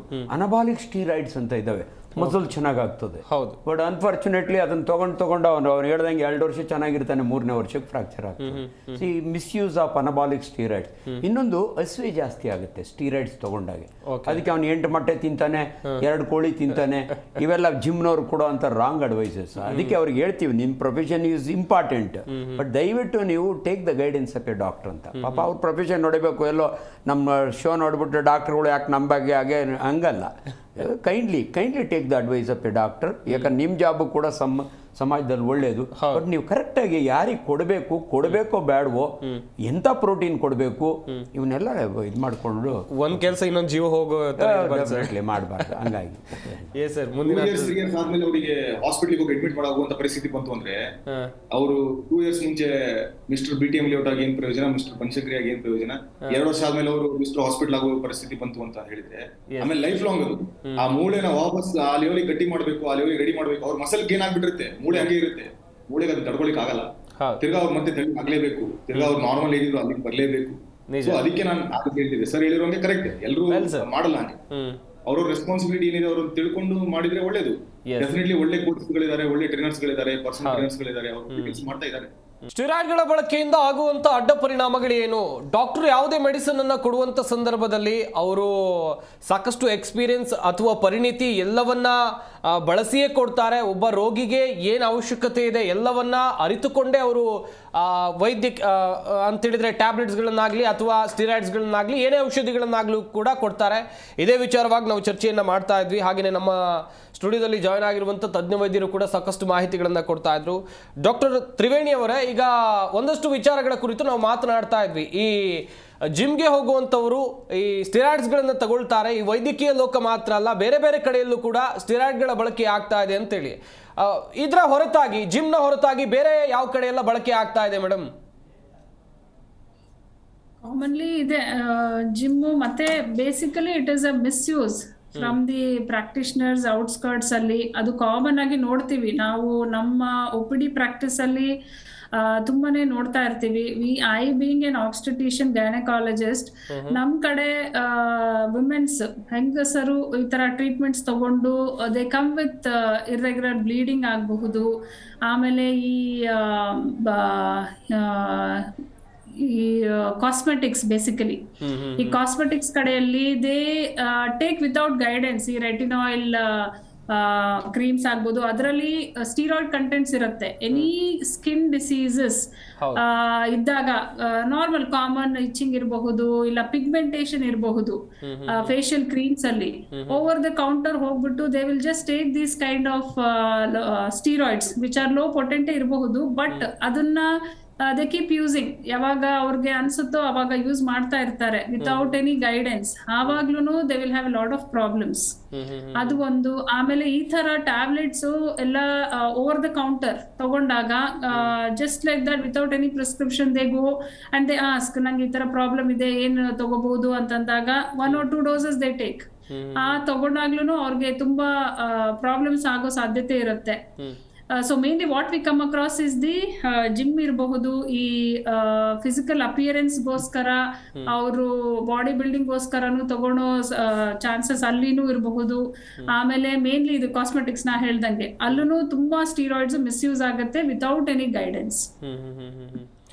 Well madam, well Anjanappa sir, madam ಕೂಡ ಹೇಳ್ತಾ ಇದ್ರು ಈ ಕಾಸ್ಮೆಟಿಕ್ ಇದು ಸ್ಟಿರಾಯ್ಡ್ಸ್ಗಳ ಮಿಸ್ಯೂಸ್ ಎಲ್ಲೆಲ್ಲ ಆಗ್ತಾ ಇದೆ ಅಂತೇಳಿ, ಈ ಬ್ಯೂಟಿ ಪ್ರಾಡಕ್ಟ್ಸ್ಗಳಲ್ಲೂ ಕೂಡ ಸ್ಟಿರಾಯ್ಡ್ಸ್ಗಳು ಬರ್ತಾ ಇವೆ ಅಂತೇಳಿ. ಇದೇ ವಿಚಾರವಾಗಿ ಹೇಳ್ತಾ ಹೋಗೋದಾದ್ರೆ ಸರ್, ಇದರಿಂದ ಉಂಟಾಗುವಂಥ ಅಡ್ಡ ಪರಿಣಾಮಗಳ ಬಗ್ಗೆ ಯಾರು ಕೂಡ ಯೋಚನೆ ಮಾಡೋದಿಲ್ಲ. ನಾನು ಚಂದವಾಗಿ ಕಾಣಬೇಕು, ನಾನು ಸುಂದರವಾಗಿ ಕಾಣಬೇಕು ಅಂತೇಳಿ ಇದ್ರ ಮೊರೆ ಹೋಗ್ತಾರೆ. ಬಟ್ ನಮಗೆ ಕ್ಲಿನಿಕ್ನಾಗ ಒಂದು ರಿಯಲಿ ಗುಡ್ ಯೂಸ್ ಅಂದರೆ ನೋಡಿ, ಪೆನ್ಸಿಲಿನ್ಗೆ ಟೆಸ್ಟ್ ಡೋಸ್ ಕೊಡ್ತೀವಿ, ರಿಯಾಕ್ಷನ್ ಆಗ್ಬೋದು. ಸೈಲೋಕೈನಿ ಟೆಸ್ಟ್ ಡೋಸ್ ಕೊಡ್ತೀವಿ. ಕೆಲವು ಡ್ರಗ್ಸ್ಗೆ ನಮ್ಮ ಬಾಡಿ ರಿಯಾಕ್ಟ್ ಆಗುತ್ತೆ. ಅಂಥ ಟೈಮ್ಗೆ ನಮಗೆ ಸೇವ್ ಮಾಡಬೇಕಾದ್ರೆ ಪೇಷಂಟ್ಗೆ ಇದು one of the wonderful drug. ಇಲ್ಲದ್ರೆ ನಾವು ಆಂಟಿಹಿಸ್ಟಮಿನ್ ಕೊಡ್ತೀವಿ, ಸ್ಟೀರಾಯ್ಡ್ ಅಂತೂ ನಾವು ಇಟ್ಕೊಂಡೇ ಇರ್ತೀವಿ, ಇಡ್ತಾನೆ ಎಮರ್ಜೆನ್ಸಿ ಡ್ರಗ್ ಅಂತ ಟೈಮ್ನಾಗ ಕೊಟ್ಟರೆ ಉಟ್ಕೊತಾರೆ. ಆಡ್ರಿನಲಿನು ಇವೆಲ್ಲ. ಅದ್ರ ಜೊತೆಗೆ ಸ್ಟೀರಾಯ್ಡು ಒಂದು ಬಹಳ ಇಂಪಾರ್ಟೆಂಟ್ ಡ್ರಗ್. ಬಟ್ ಇನ್ನೊಂದು ನಿಮಗೆ ತಮಾಷೆ ಹೇಳ್ತೀನಿ, ಇದು ಪ್ರಾಕ್ಟೀಸ್ನಲ್ಲಿ ಕೆಲವು ಪೇಷಂಟ್ಸ್ಗೆ ಇಂಜೆಕ್ಷನ್ ಕೊಟ್ರೇ ಅವ್ರಿಗೆ ಸಮಾಧಾನ, ಬಟ್ ನಮಗೆ ಭಯ. ಡೈಕ್ಲೋಫೆನಾಗೂ ರಿಯಾಕ್ಷನ್ ಆಗಿ ಸತ್ತೋಗಿರೋರು ಇದ್ದಾರೆ. ಸೊ ಕೆಲವು ಡಾಕ್ಟರ್ಗಳು ಏನು ಮಾಡೋರು, ಡಿಸ್ಟಿಲ್ಡ್ ವಾಟರ್ ಕೊಡೋರು. ಇದು ಇಟ್ಸ್ ಓಪನ್ ಸೀಕ್ರೆಟ್. ಯಾಕಂದರೆ ಅವ್ರಿಗೆ ಬೇಕಿಲ್ಲ, ಇದು ನಾನಲ್ಲ, ಪೇಷಂಟ್ ಡಿಮ್ಯಾಂಡ್. ನಮ್ಗೆ ಕೆಲವರಿಗೆ ವಾಟ್ರಿಗೂ ರಿಯಾಕ್ಷನ್ ಆಗಿರೋದು ನಾವು ನೋಡಿದ್ದೀವಿ. ಅದಕ್ಕೆ ಬೆಸ್ಟ್ ಇಂಜೆಕ್ಷನ್ ಈಸ್ ಬೆಟ್ನೆಸಾಲ್. ಎಷ್ಟೋ ಸಾರಿ ಅವ್ರ ಖುಷಿಗೋಸ್ಕರ ಒಂದು ಡೋಸ್ ಕೊಟ್ಟರೆ ಏನೂ ಆಗಲ್ಲ. ಸೊ ಅವರಿಗೆ ಏನೋ ನನಗೆ ಇಂಜೆಕ್ಷನ್ನೇ ಬೇಕು ಅಂತಾರೆ. ನಮ್ಮ ಪ್ರಾಕ್ಟೀಸ್ ಹೆಂಗಿರುತ್ತೆ ಅಂದರೆ ಇಟ್ ಈಸ್ ಪೇಷಂಟ್ ಡಿಮ್ಯಾಂಡ್ ಮೇಲೆ ಹೋಗುತ್ತೆ ಒಂದೊಂದು ಸಾರಿ.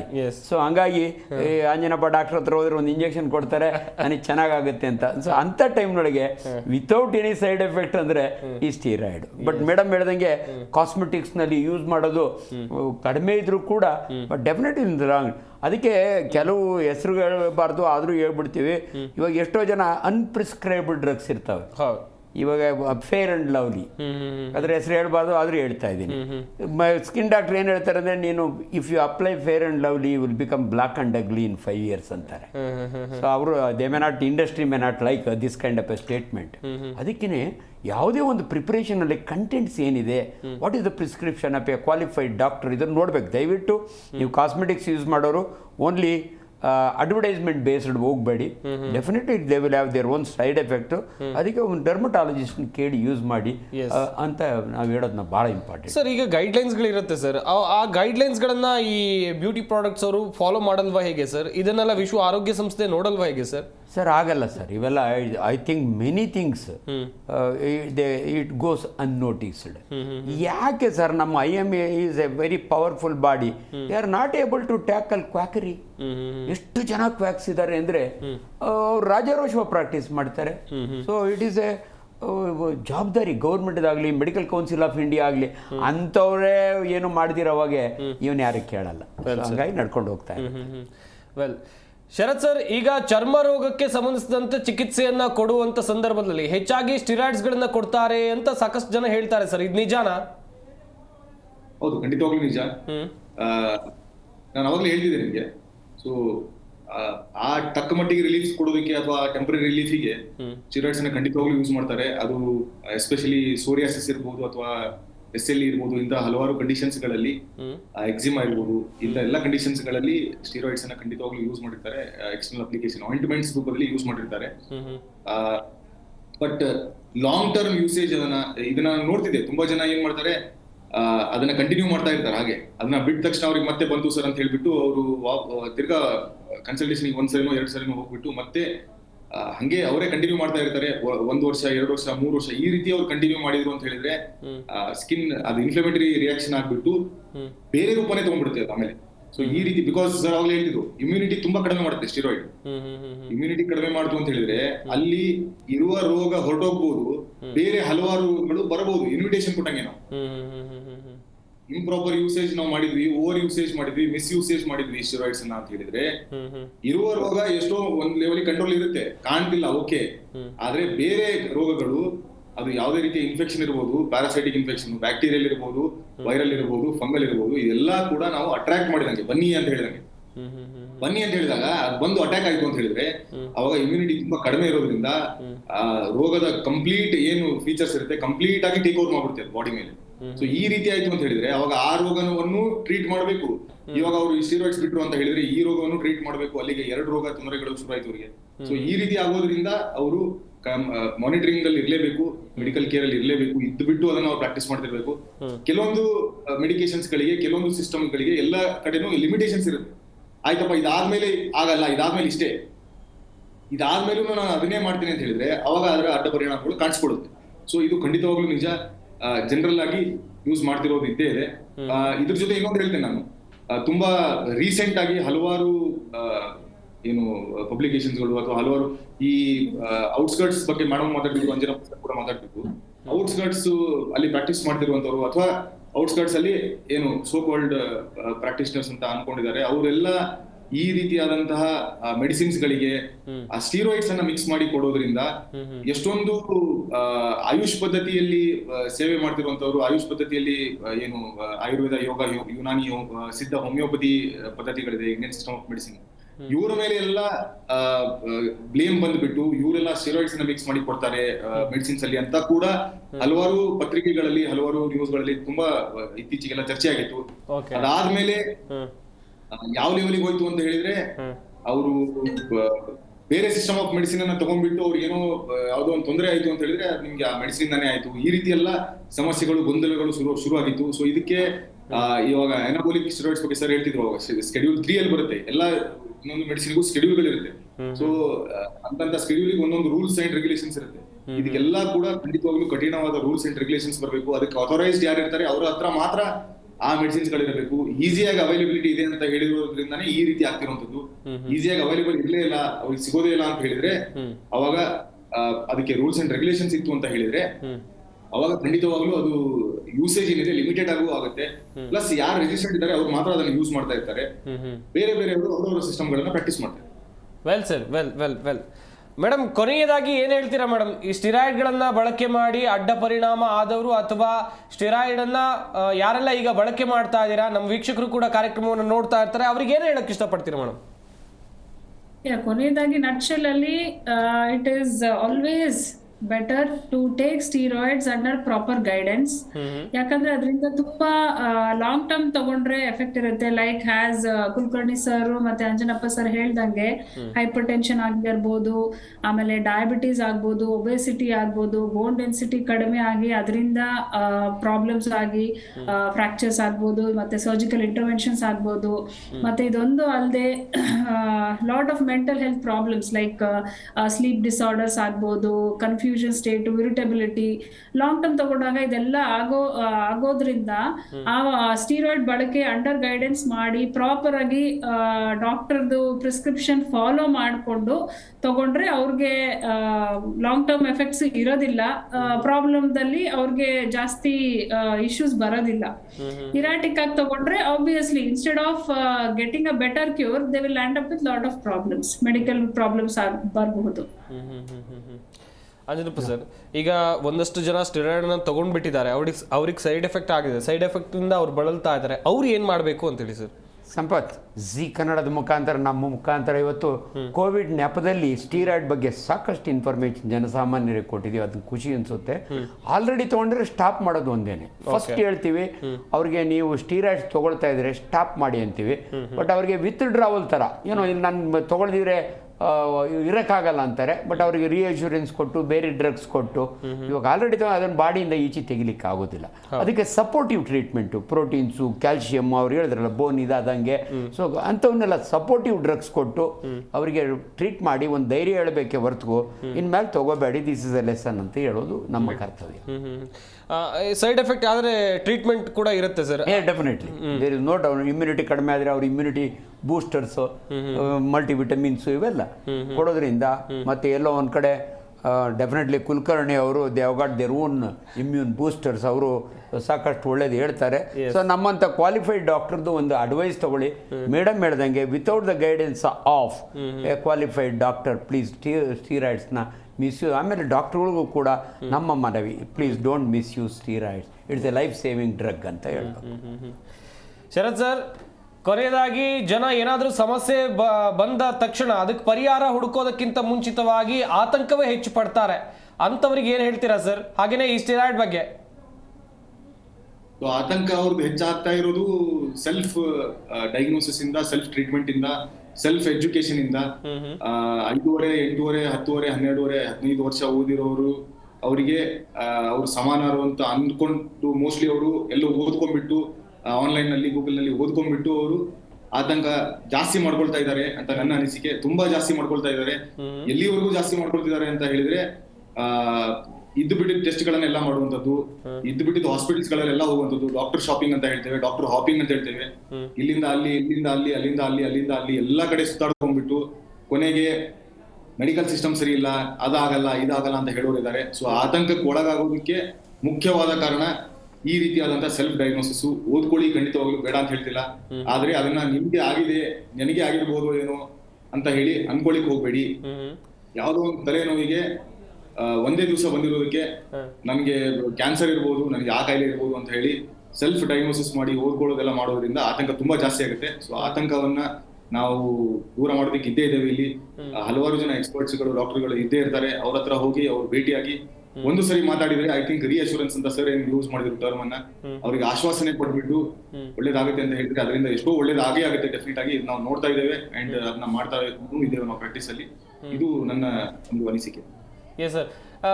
ಸರ್, ನೀವು ಕೂಡ ಸಾಕಷ್ಟು ಪೇಷಂಟ್ಗಳನ್ನ ನೋಡಿರ್ತೀರಾ. ಈ ಸ್ಟಿರಾಯ್ಡ್ಗಳಿಂದ ಅಡ್ಡ ಪರಿಣಾಮವನ್ನ ಉಂಟಾಗಿ ನಿಮ್ಮ ಹತ್ರ ಚಿಕಿತ್ಸೆ ಪಡೆಯೋಕೆ ಬಂದಂತ ಪೇಷಂಟ್ಗಳನ್ನ ನೋಡಿರ್ತಾರೆ ಸರ್. ಅವ್ರ ಬಗ್ಗೆ ಚುಟುಕಾಗಿ ಹೇಳ್ತಾ ಹೋಗೋದಾದ್ರೆ ಸರ್, ಏನೆಲ್ಲ ಸಮಸ್ಯೆಗಳನ್ನ ಹೇಳ್ಕೊಳ್ತಾರೆ ನಿಮ್ಮ ಬಳಿ ಬಂದು?